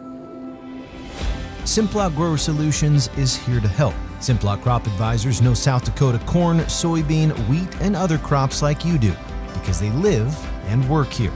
So, even if the market shifts or the margins keep getting tighter, you'll have the insight and support to keep moving forward. Simplot Grower Solutions. The corner station. Welcome back to the Owyhee Federal Credit Union. 3-2 Spearfish lead as they're back at the plate. 2 runs scored by the Governors in the top of the fourth have cut it to a 1-run game, and the first pitch is fouled off by Taylor Tennant of the Spartans. Amazing how you lay down a bunt, create a little chaos, get a rally going, and all of a sudden you got confidence. So you really saw that come out of the Governors here last inning, and I'm hoping we can see that continue now with our batters when we come around again. New ball in play is, again, slowly through each inning. The rain continues to pick up ever so slightly. It was a soft drizzle now. It's a steady, I don't want to say pour, as this one misses down and away for ball one. But the wind, too, like Dean, you mentioned earlier, has shifted yet again. It was coming in from center. Now it's blowing from right to left. And it's just kind of a slow soaking rain is how I'd define it. Absolutely. My score sheet's going to be useless at the end of this one. This one misses down and away, ball two. But again, we got the towels out, we got the jackets on, we're settled in here, and this has been a great ball game. Good pitching, good hitting, starting to heat up for both sides. 2-1 in there for strike two as it's taken by Tennant. And now Flotmeyer would love to kickstart this bottom of the fourth inning with a leadoff strikeout. 2-2 count here, Flotty delivers. That one fouled. Good fight here by Taylor Tennant. Yeah, you're not finding Flotty upside down in any of these at-bats right now. She's setting herself up with the batting count each time getting ahead. Now still in a 2-2 with 2 possible pitches to get this out. Yeah, after that bit shaky by Flotmeyer's standards first inning, as this one's fouled off again to the right side, she really has settled in nicely. Totally agree. And getting ahead and counts, putting hitters in precarious positions, and she's got one here with Taylor Tennant in a 2-2 count, but Tennant continuing to battle. Fouled off the last 2 pitches. Flotmeyer set. We'll see what she goes with on this pitch. This one grounded off the plate to the left side. Fielded by Nelson. Fires to first. Buffalo down to a knee. Fields it cleanly. And Flotmeyer, though it wasn't the strikeout we thought she might have, gets it on a 5-3 put out. Kick off this fourth inning. There's nothing more confident than one out and the bases are empty. Absolutely. Great start for Flotmeyer. Chloe Wiswell's thrown on the sweater, the hoodie, and she takes ball one on the outside corner. That one almost looked like it slipped out of Flottie's hands. Yeah, this inning, she's going to ask for another new softball.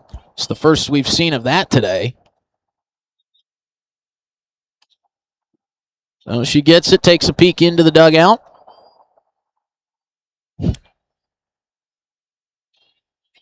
Flotmeyer set the 1-0. Swung on and missed. Great drop on that pitch as the floor fell out from underneath it to even up the count at 1-1. Flottie has got a nasty peel drop when she gets it rolling, and we just saw it there. 1-1 pitch in there for strike two. What's even nastier is when you come back with a flat pitch and you don't know if it's going to drop or stay flat. So just keep the hitters on their toes, right, Dean? Beautiful pitch. 1-2 count again. She's ahead of the count. And it's grounded right back to Flotmeyer. Bobbles, picks up, and she's going to have to eat it. Flottie got exactly what she wanted. She came back with a peel drop, got a weak hit back to the pitcher, just kind of came out of Flottie's glove, and she couldn't close the distance to make the throw. And unfortunately, maybe some of that moisture playing a role in that one. Should go down as an E1, but we'll see if Flotmeyer can make up for the bobbled play. As the first pitch is rifled through the gap on the right side. That'll get into right field. Spies, picks up, fires to third. Runner going for third. It gets by the third baseman, Ava Nelson.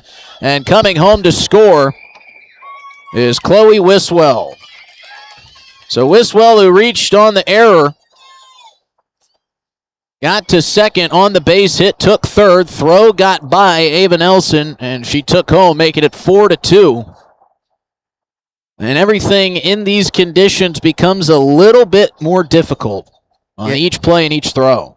Yeah, you get something hit to the outfield grass, you got to be thinking to come over the top and keep it in the dirt, keep it low.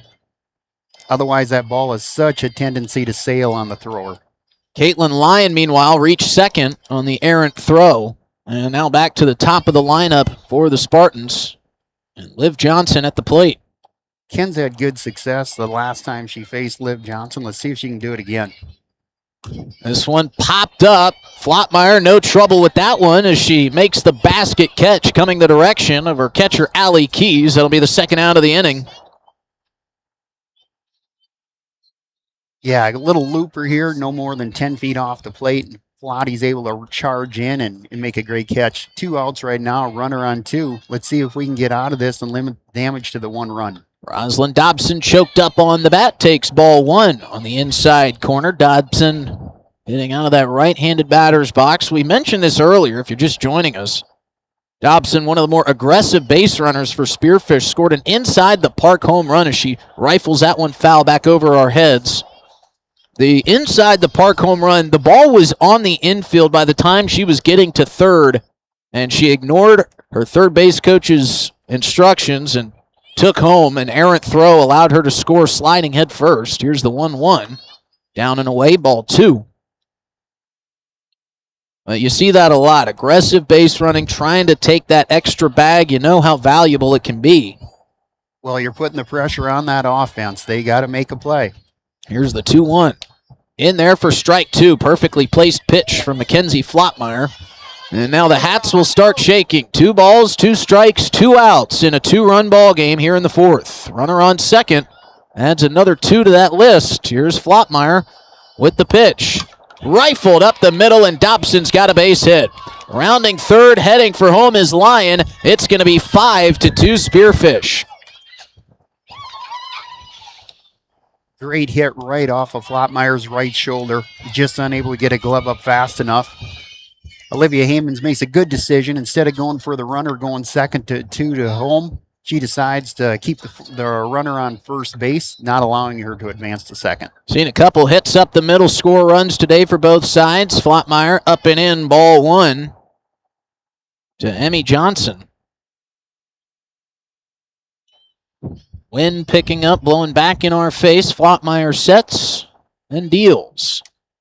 That one catches the outside corner for strike 1. She's hit that spot all game, hasn't she, Justin? She really has, and she's stayed committed to it as well.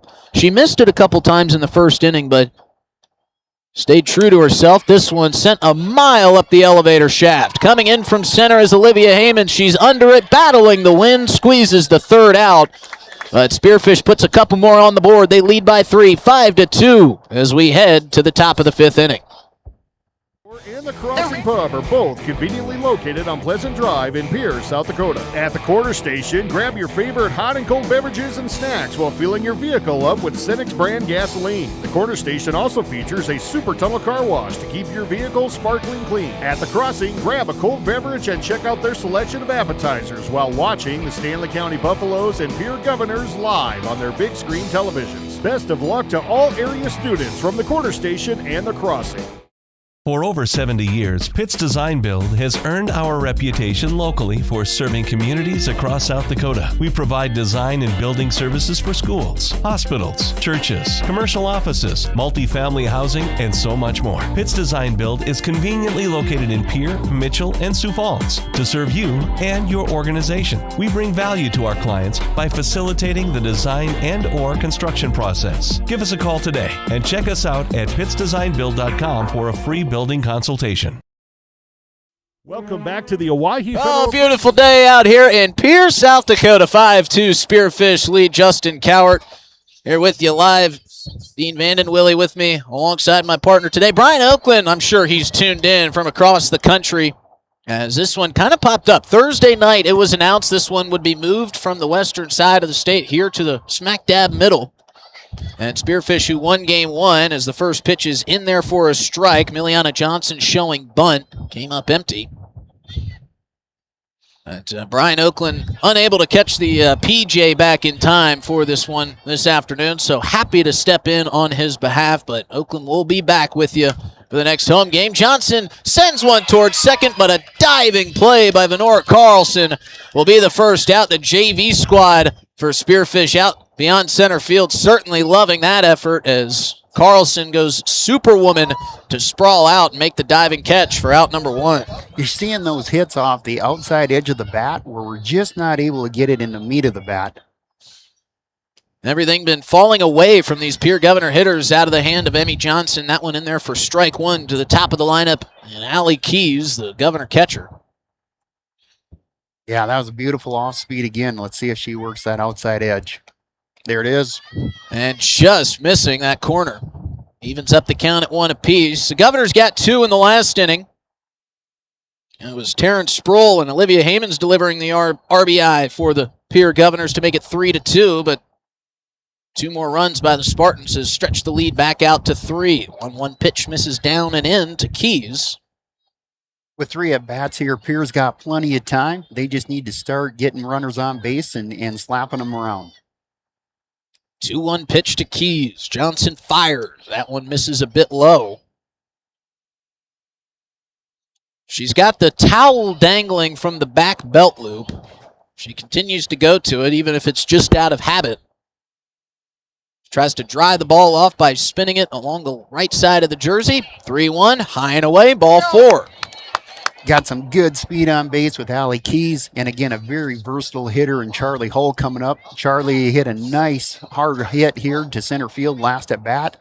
Charlie can bunt, and again, very versatile, so I expect we'll find a way to get Allie Keys to second base here. Not many walks from Emmy Johnson here this afternoon, but with 1 out, she puts a runner on first. And as Dean mentioned, Hull steps in, grounds this one to the left side. Hard bounce for Dobson off the chest, and everybody's safe.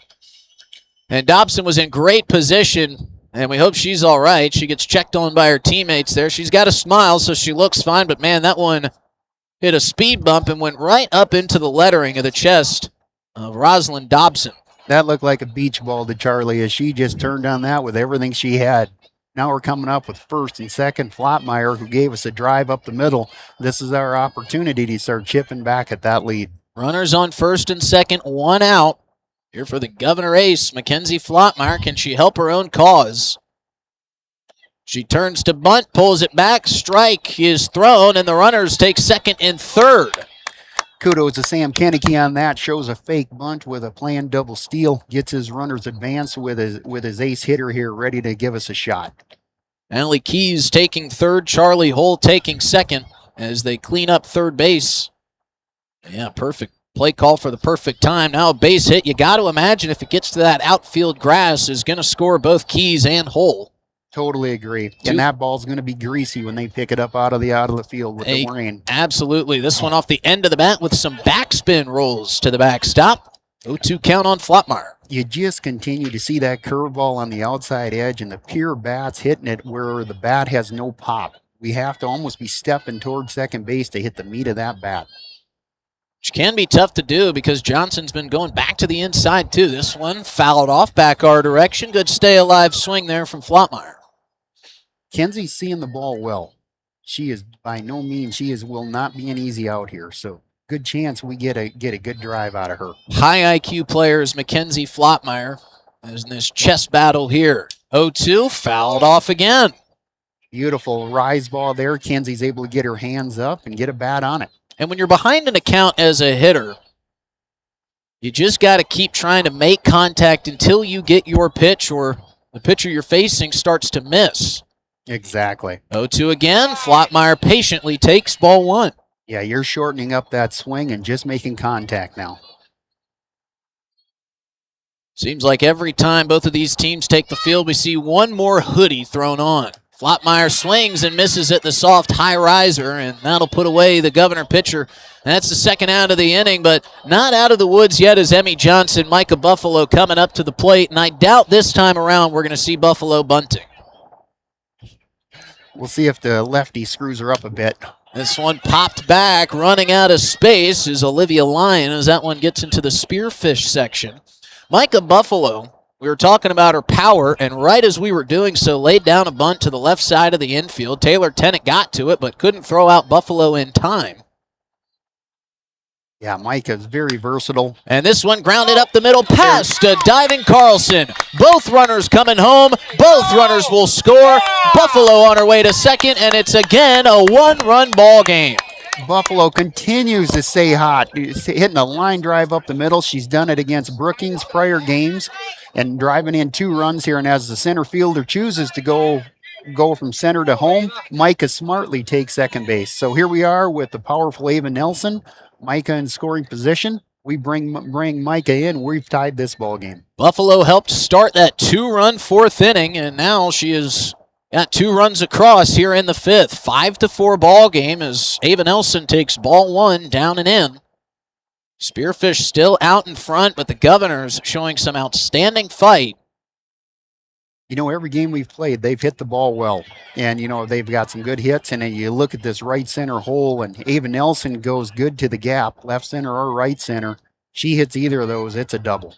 Good play by Spearfish catcher Olivia Lyon to keep that one around the plate as this one's chopped to third. Throw to first. Off the mark.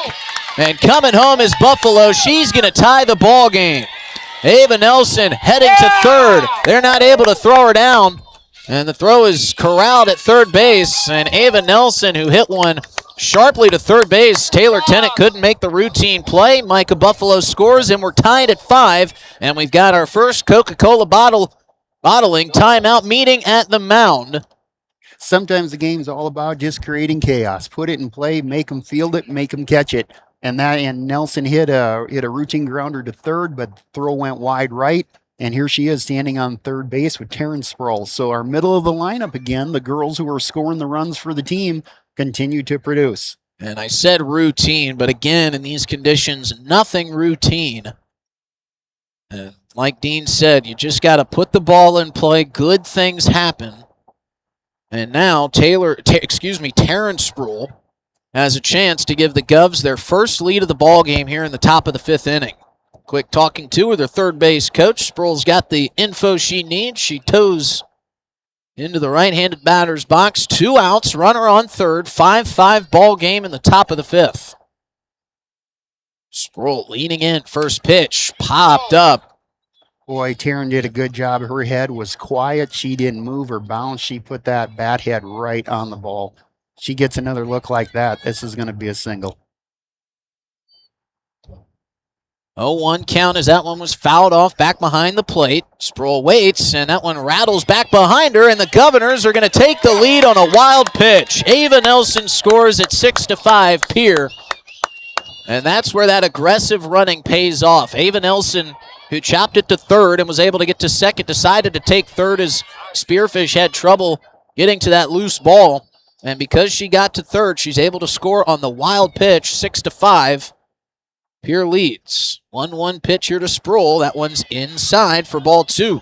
Justin, you just can't help but wonder if that little bit of moisture in the air isn't causing some of these misplays and mishandles. We're seeing it on both sides here as that wild pitch allows Ava to score. It's certainly not helping. We know that, as Sproul lines to first and making the play to end the inning as a Spearfish first baseman, Miss Abby Firerise. But the Governors take the lead. They lead 6-5 here as we head to the bottom of the 5th inning. We'll be back in 30 seconds here on River 92.7.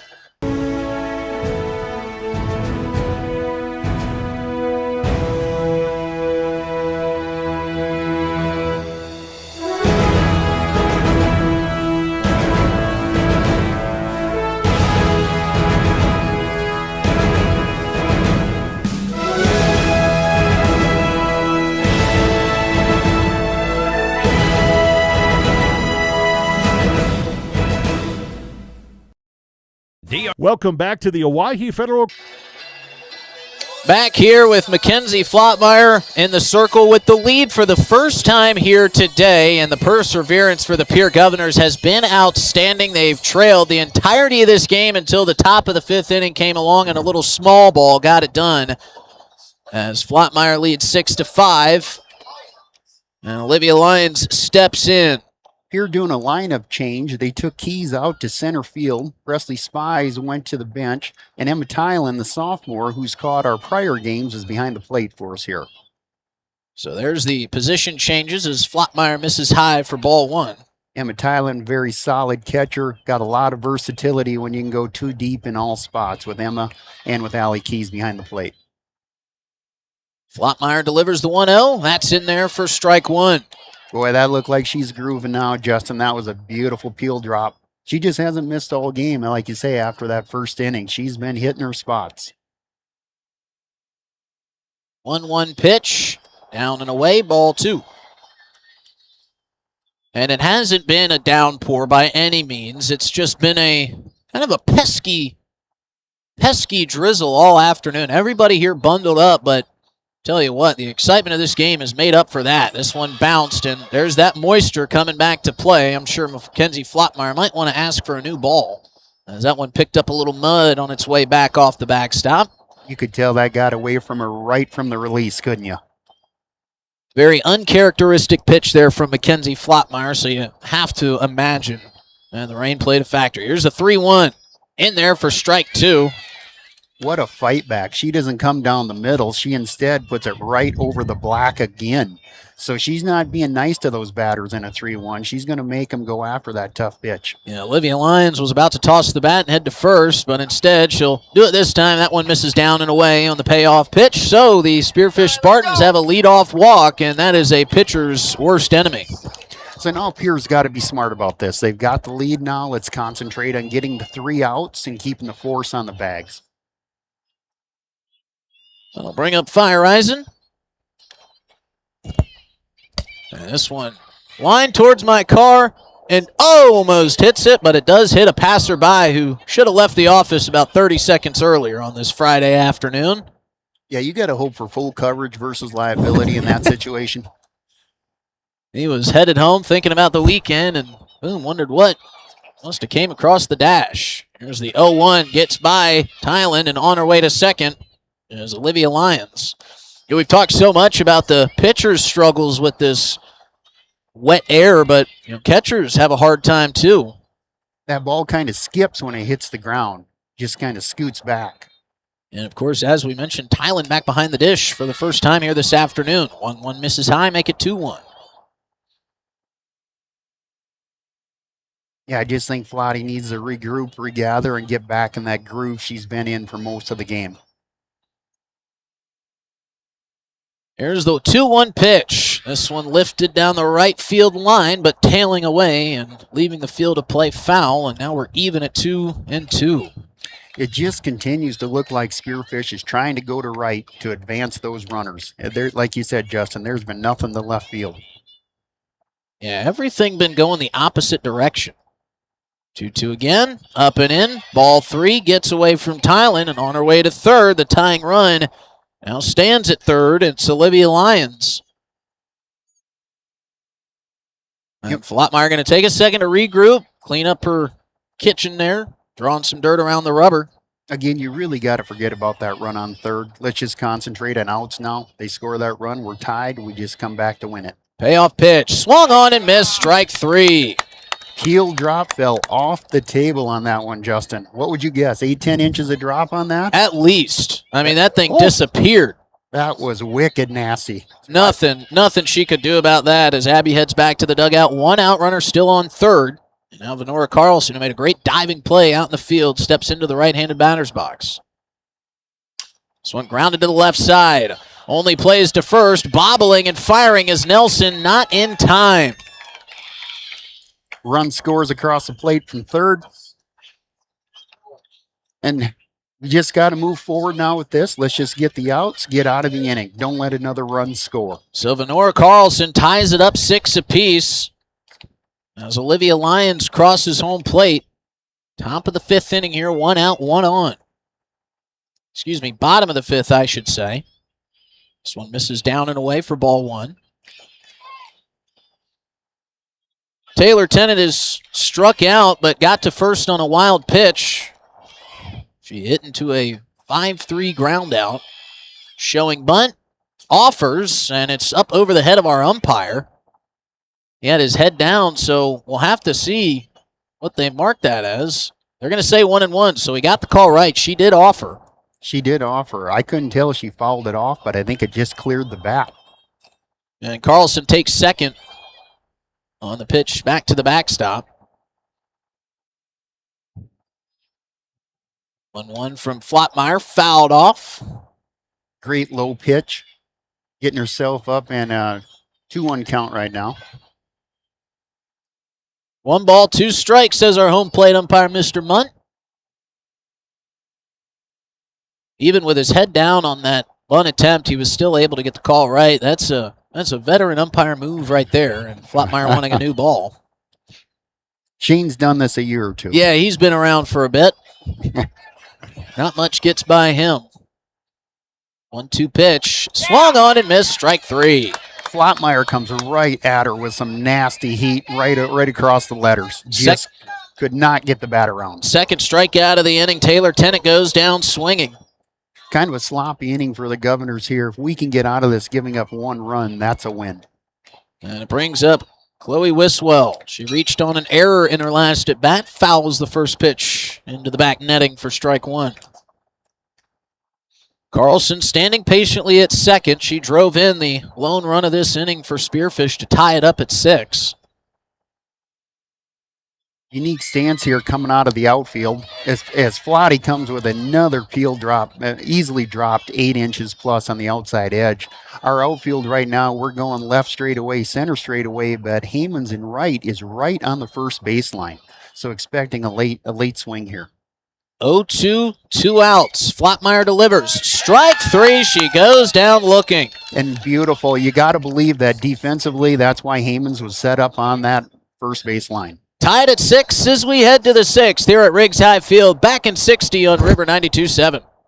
Media Group Sports is the official voice of the Pierre Governors. Our hash mark over the middle and wide open at the 30-yard line. Carter shuffle by and touchdown. Here's Olsen. Plenty of time. 3 seconds. Gets to shoot and it's good for 3.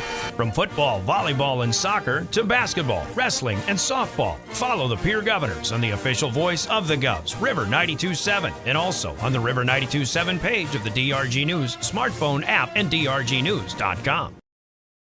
Welcome to Bowie Foods at Al's Oasis Plaza. My great-grandfather, Gus Bowie, opened the first store in 1905. I'm R.F. Bowie, the president of Bowie Foods. We aren't your typical store. You'll find everything you need for your family. You'll save money, and I promise, you're going to enjoy your grocery shopping experience. We carry a lot of locally produced products and some things you just aren't going to find anywhere else. South Dakota owned, family owned, Bowie Foods. Welcome back to the Awaks. Leading us off is Olivia Hammonds as she takes ball one down and in. And Dean, it's been Spearfish putting up some runs, and then the Governors answering back, and then Spearfish putting up some runs, and now Hammonds with a deep drive to right center. That is going to drop in for a base hit. Hammonds looking for two. She'll be in standing, and that's a great start to this top of the sixth for the Governors. And to finish off that point, this has been a great back-and-forth battle. You've seen the Pierre Governors take the lead once, but Spearfish needing an answer got one there in the last inning. The Governors working after a leadoff double from Olivia Hammonds. It almost seems like the Governor batters now have gotten confident. Emma Tylen now is in, batting in Spies' position. Let's see if we look to lay out a bunt or let her swing. She's squaring up the bunt. She pulls back. And now Hammonds, who is midway between second and third, but nobody to keep her close at the bag. Back there at second, she taunts. Almost doing an I dare you. Yeah, absolutely. Daring that catcher to throw because she wanted another head-first slide.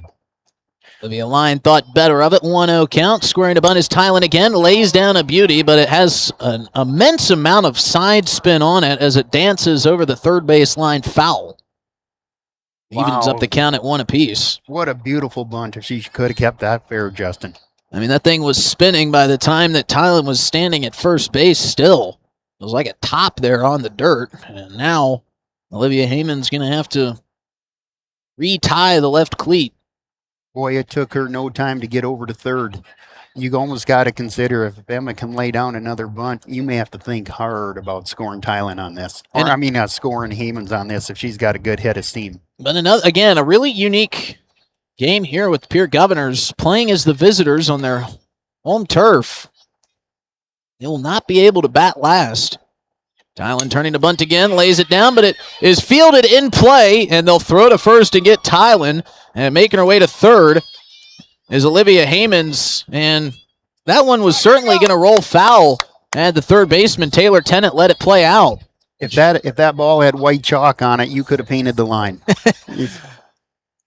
It was right there. So now we got Hammonds, the third, one out. Emma Tylen does her job. Now can Millie Johnson get her in?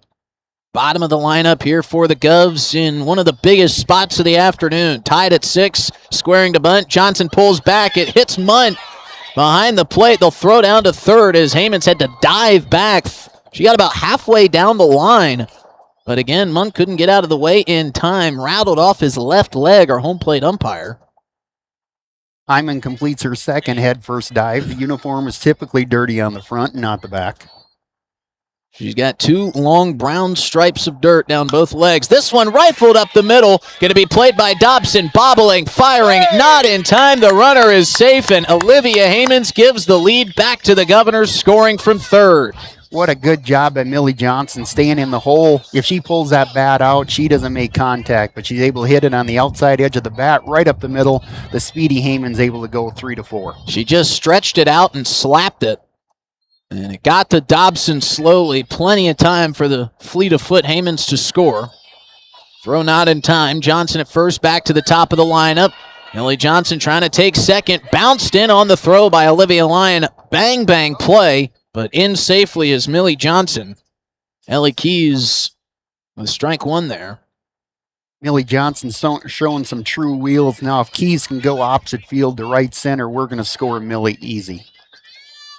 Way that Spearfish has been putting runners on and getting them across. You'd love to pad some insurance here as this one is hammered into left field. That gets down for a base hit, station to station, as Millie Johnson makes her way to third, and Allie Keys with a very productive at-bat. One out, runners on the corners here for Charlie Hull. Boy, that was arguably the hardest hit ball we saw today, ain't it? That thing got out there quick. Yeah, she got all the bat on that one. And it looks like this will be the end of the day for Emmy Johnson. But what a day it was, as coming in will be Taylor Tennant. She'll step into the circle, and we'll allow her to get warmed up. It's a Coca-Cola bottling timeout here on River 92.7. We'll be back in 1 minute.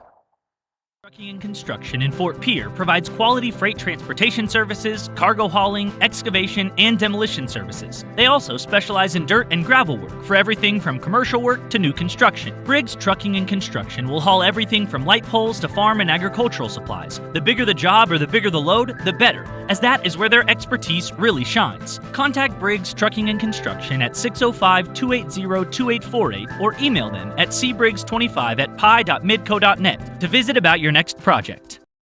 Graham Tire of Pierre is your premier hometown shop, specializing in tires to fit vehicles, from ATVs to large farm equipment and everything in between. At your tire store next door, you can find a plethora of brand name tires that range from 4 to 10 ply and much more. Our highly skilled technicians can handle brakes, heating, and air conditioning. Call us today at 224-8643 or visit us at grahamtire.com. Graham Tire is a proud sponsor of Pierre and surrounding communities' local activities.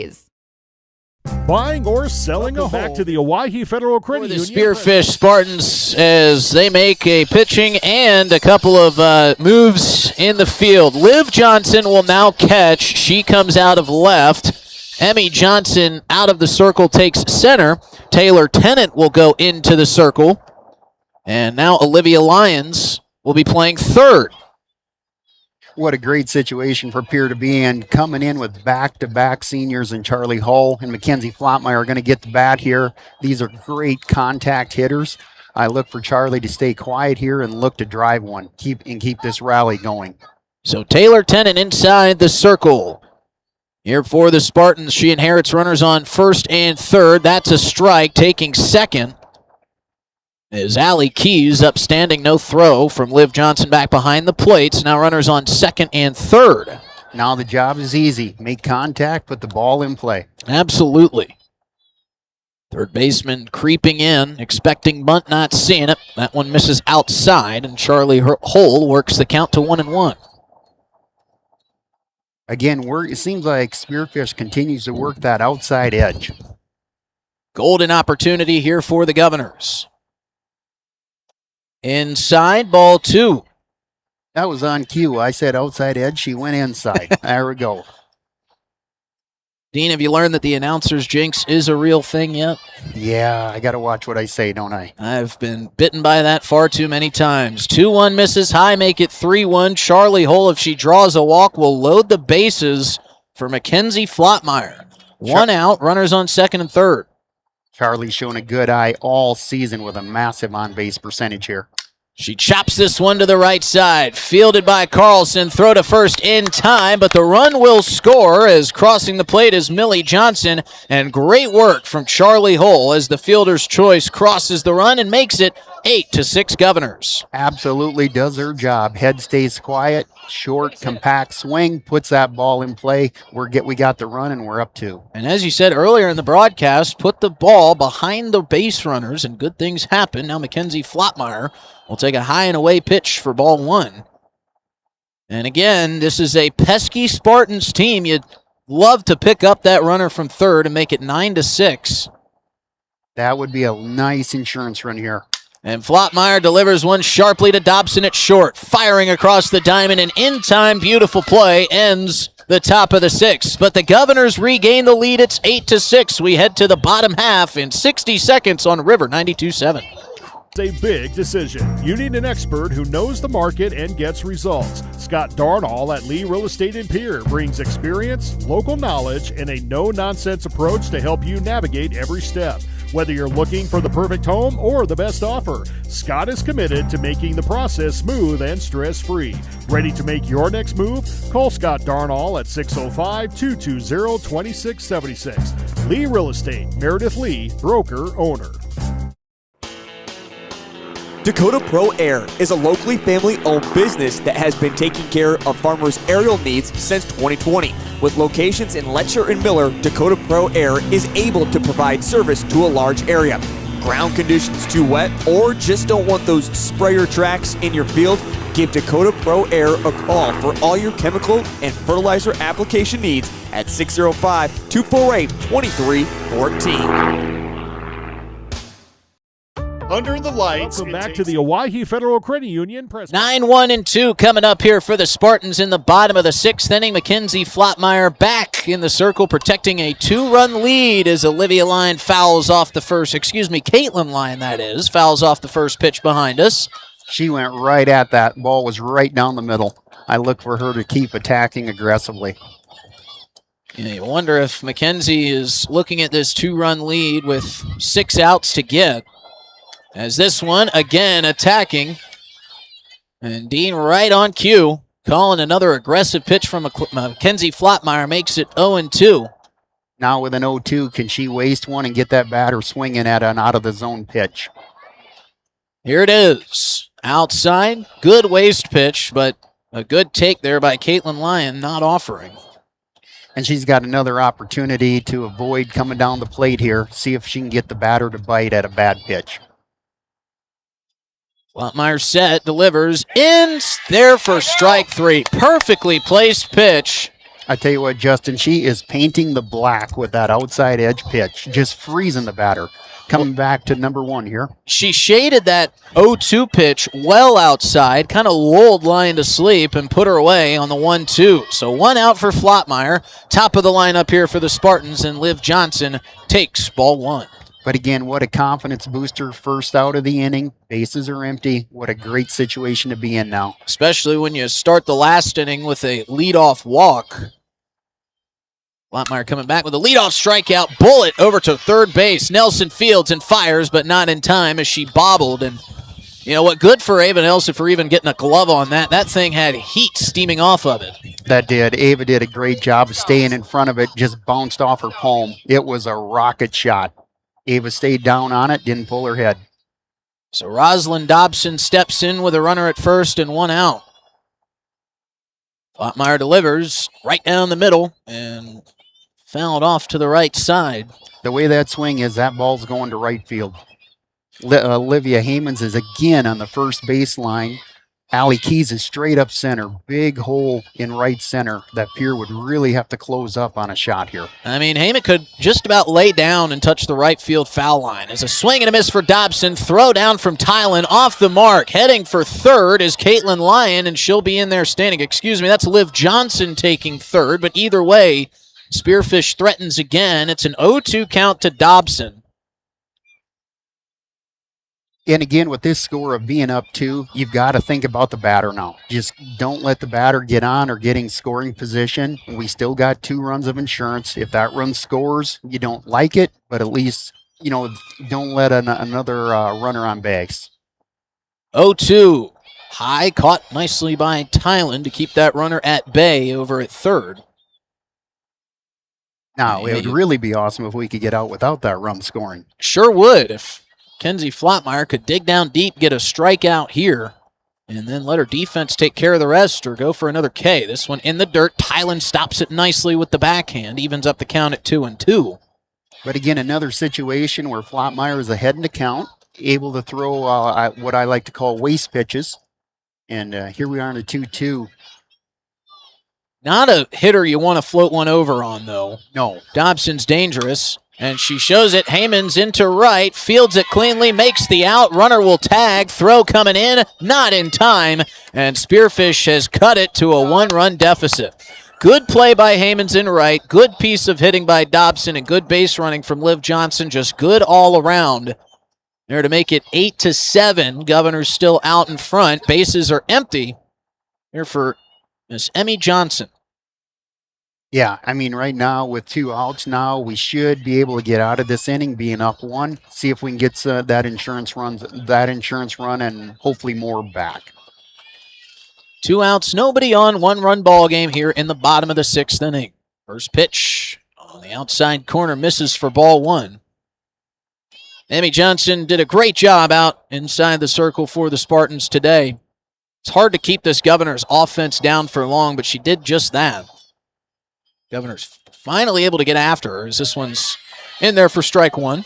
2 very comparable teams, wouldn't you say, Justin, and just how they play the game. We've seen good pitching, good hitting.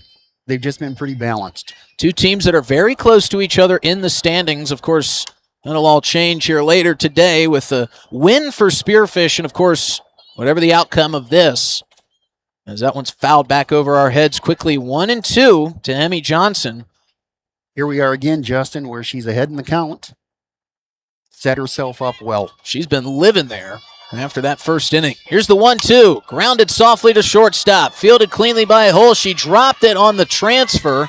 And in standing is Johnson. That'll go down as what we believe to be an E6.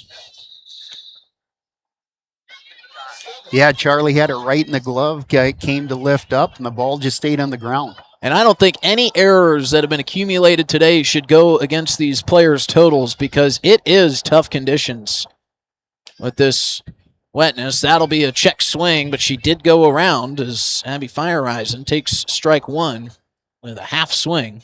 Beautiful rise ball pitch by Flottmeyer. That had some smoke on it. Yeah, hard to pull the trigger and make the decision on that, as we just saw. Here's the 0-1. In there for strike two. You know, if there's something I can't emphasize enough is how well Flottmeyer's painted the outside black. It's just a repeat, wash, rinse, repeat.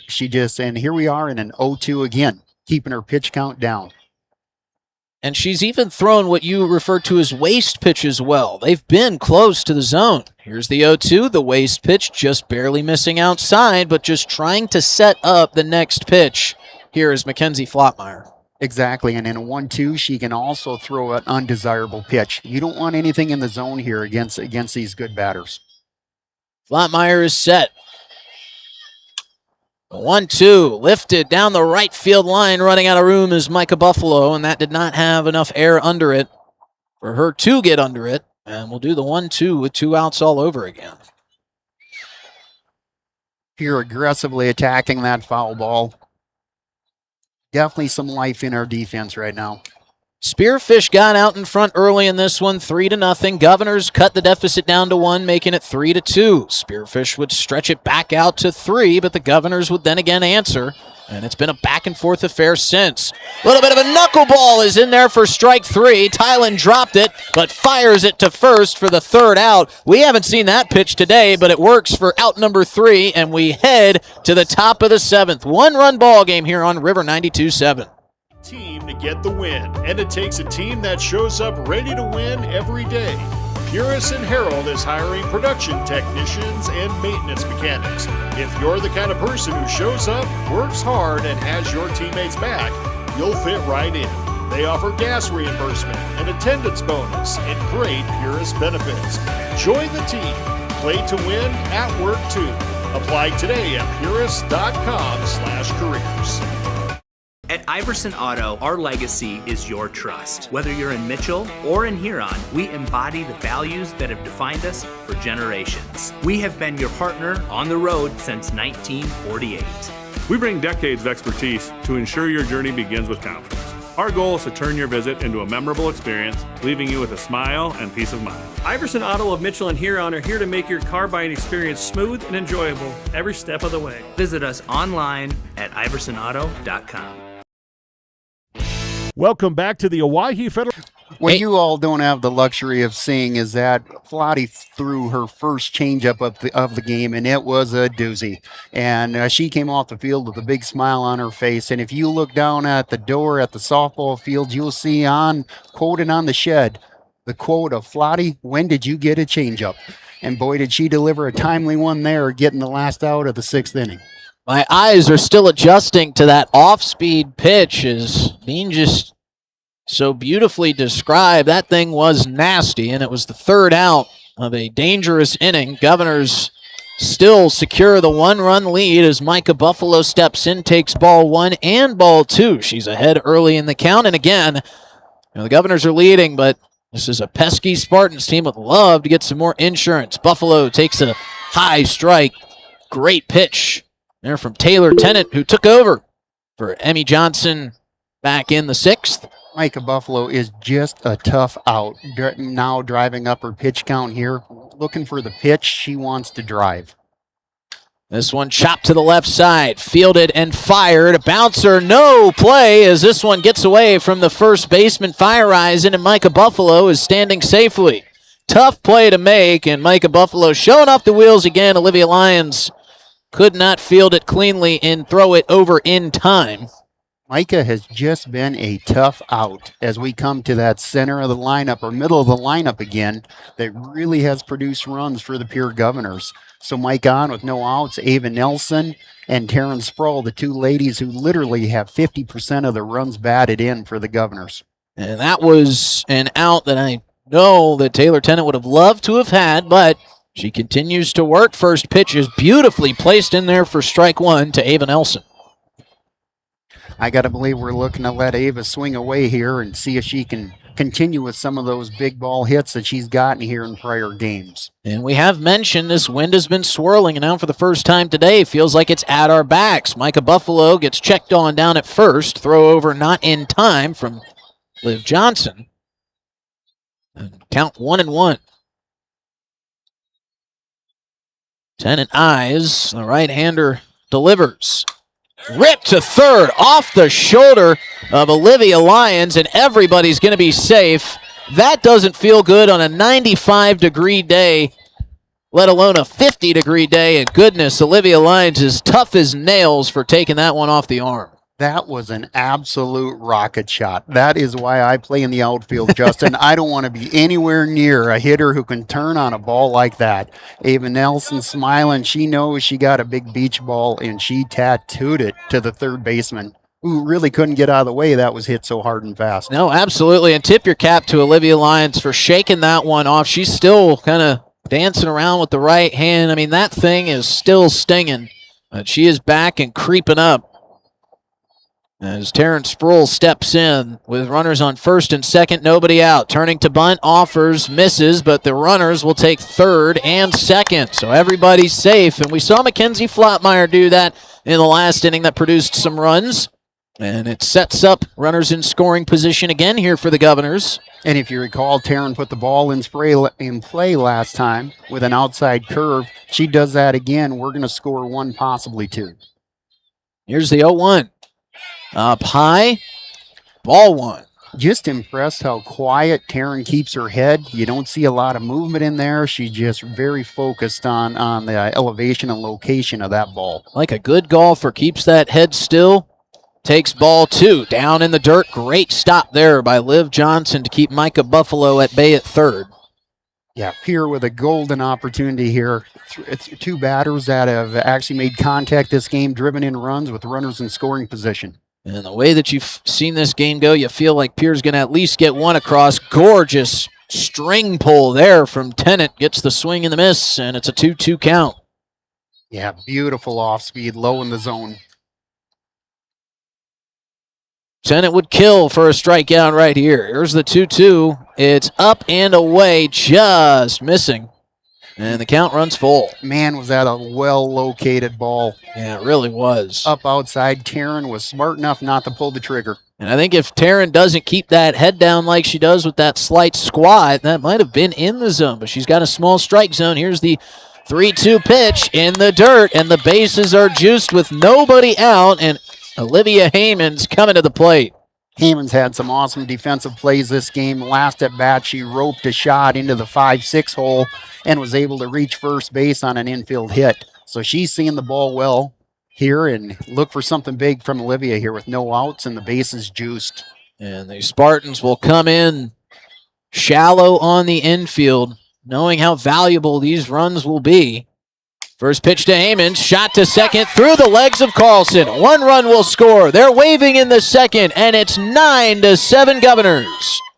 Make it 10-7. Throw gets away at third. Sproul's going to head for home.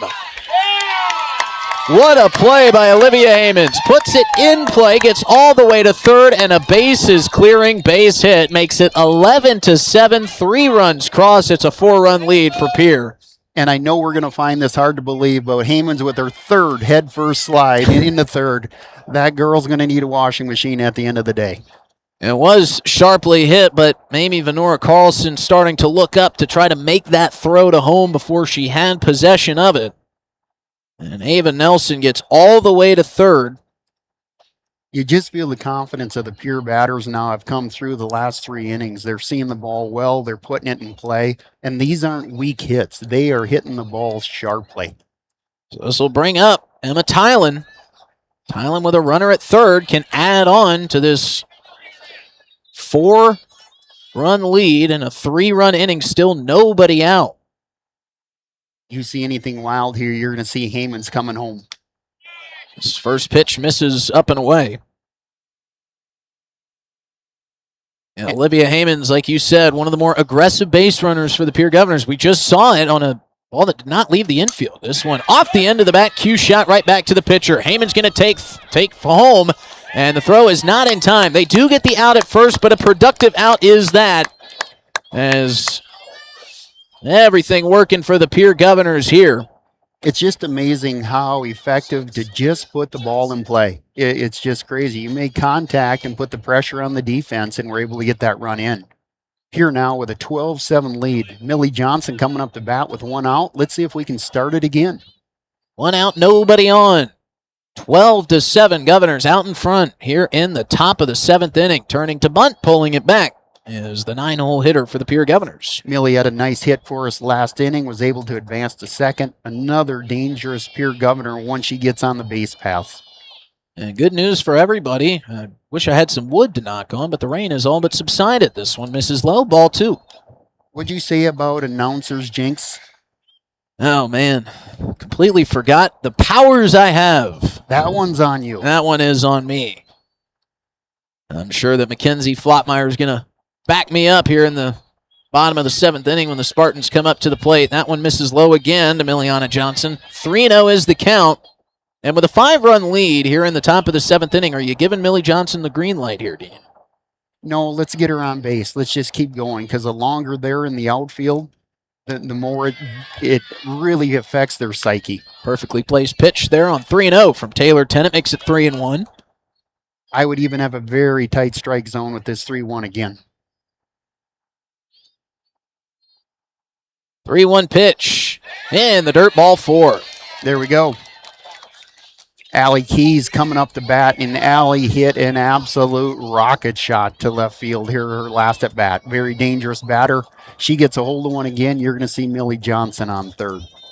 Olivia Heyman's had the bases clearing hit that turned out to be an error.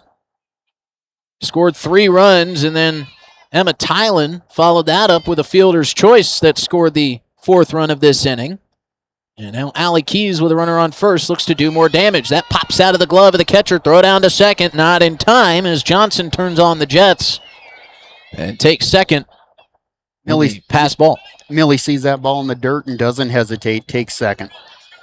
And that's an aggressiveness we've seen out of the Pierre Governors consistently. That has aided them to getting some more runs. Here's the 1-0. Rifled towards Carlson at second. That's going to get through. They're waving Johnson around third. There will be no throw, and it's 13-7 Pierre.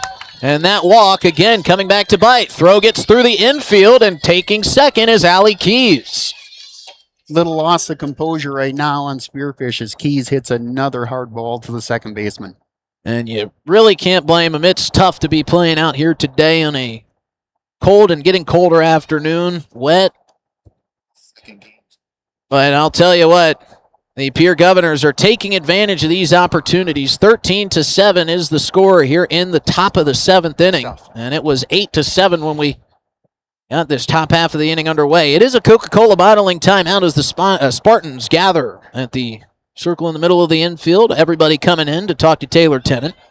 New ball being given here to Liv Johnson to deliver to Tennant. Runner on second here for Charlie Hull. It's Allie Keys standing there, who took advantage of the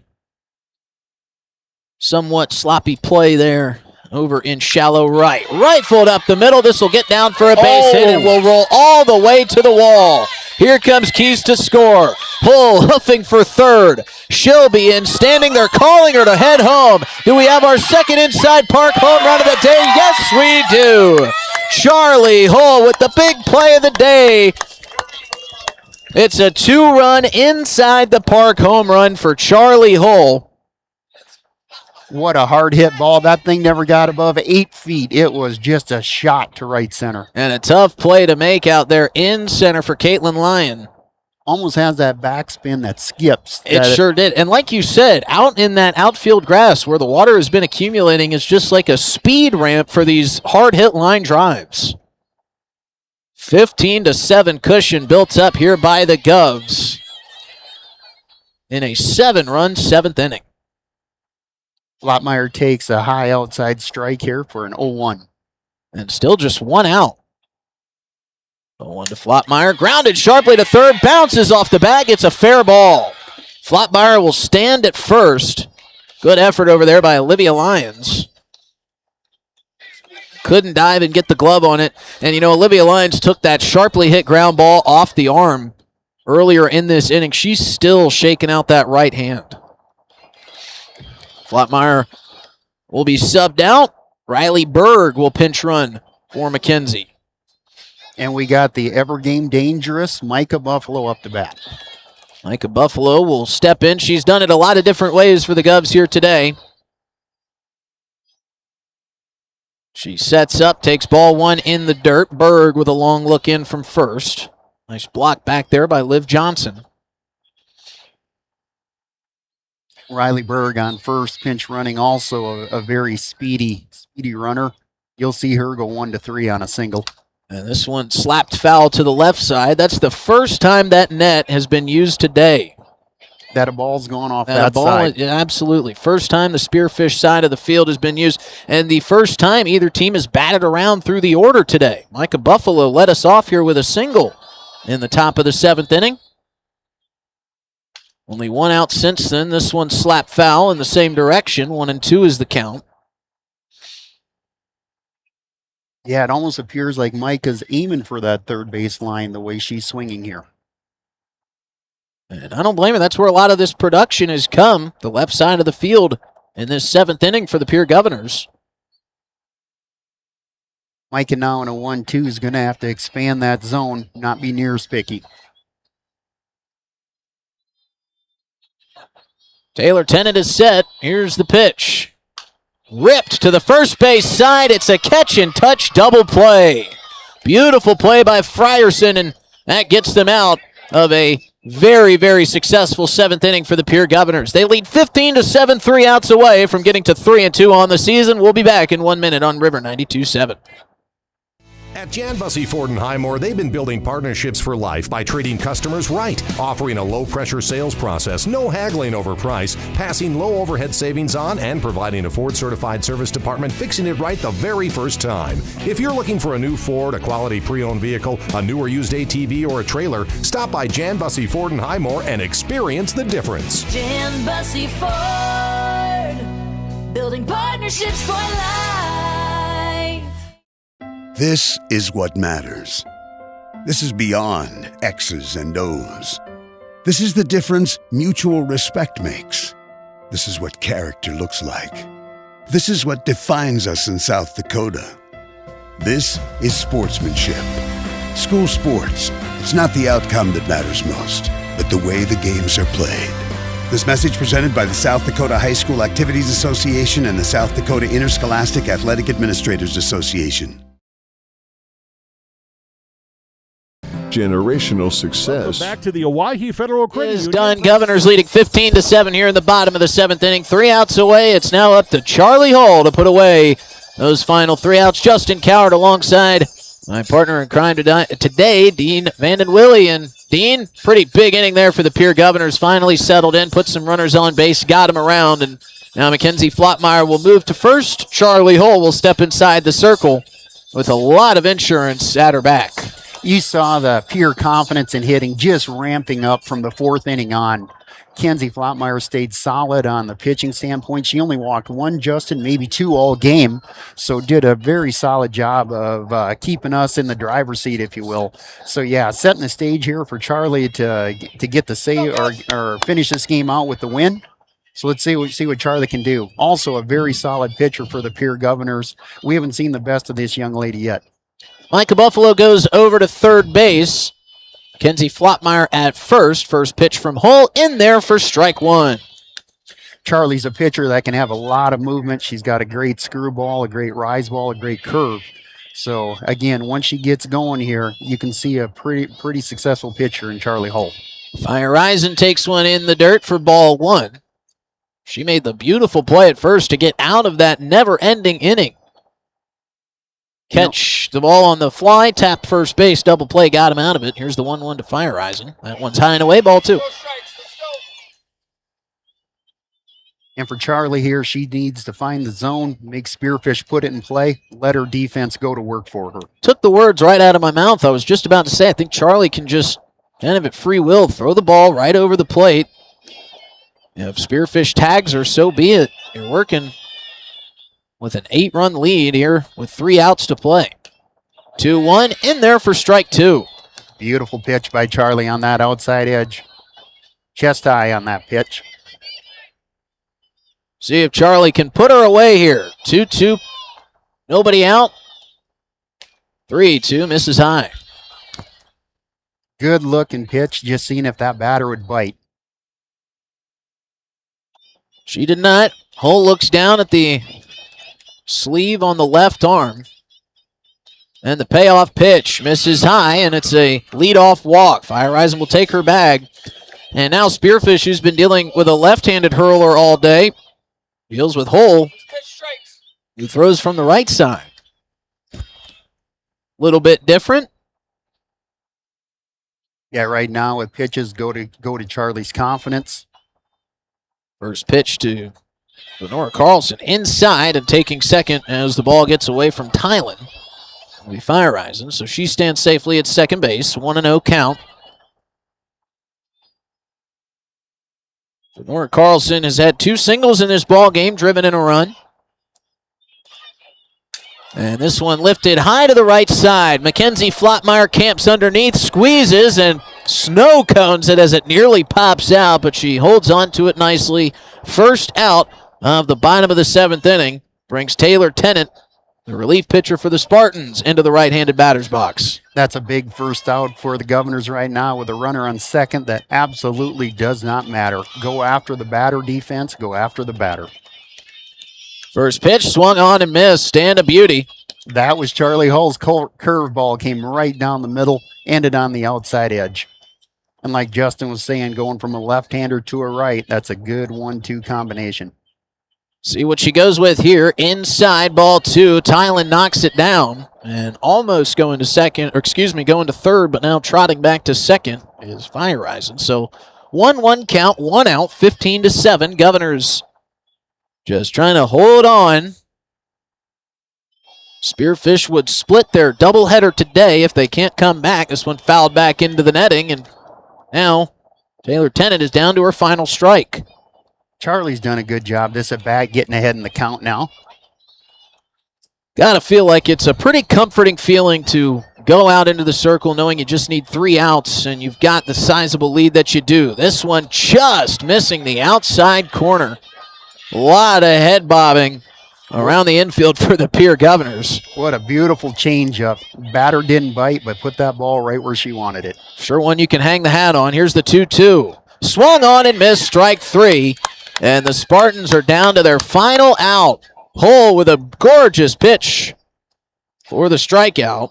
Beautiful peel drop down low. Charlie getting a little confidence out there.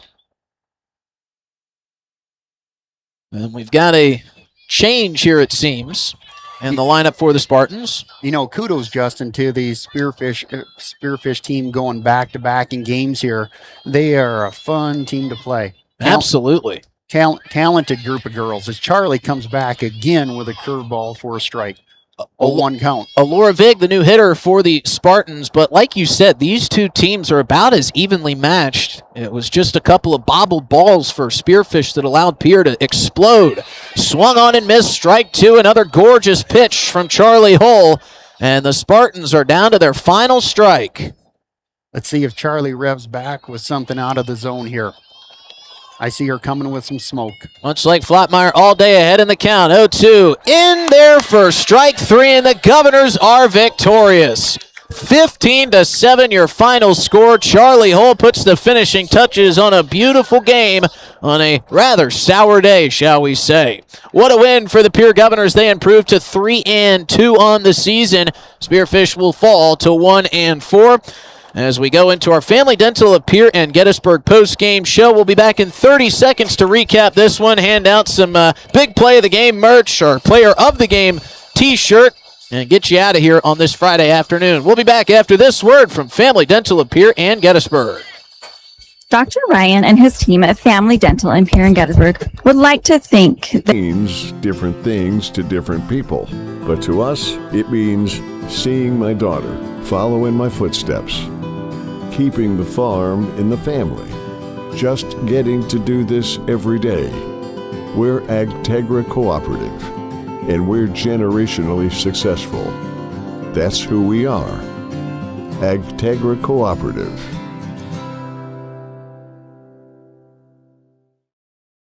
Hey, Josie, why so... Welcome back to the Owyhee. What a game it was, back and forth, and you made a great point. You said these teams feel like they're about as evenly matched as you could possibly find, and that was the way the game went. It was a huge seventh inning for the Pierre Governors to explode to a 15-7 lead, but that was nowhere near what this game held. Spearfish gets out in front 3-2. Governors answer back with 2 runs of their own. Spearfish then extends the lead to 5-2. Governors come back and even it up at 6 apiece at one point in this game. Governors would then take the lead, hold on to an 8-6 lead. Spearfish would answer back, making it 8-7, but then the 7th inning came, and the final score is nowhere near how close this game actually was. Totally agree. This Spearfish team is a fun team to play. They bring a lot of energy, good pitching, fundamentally sound team.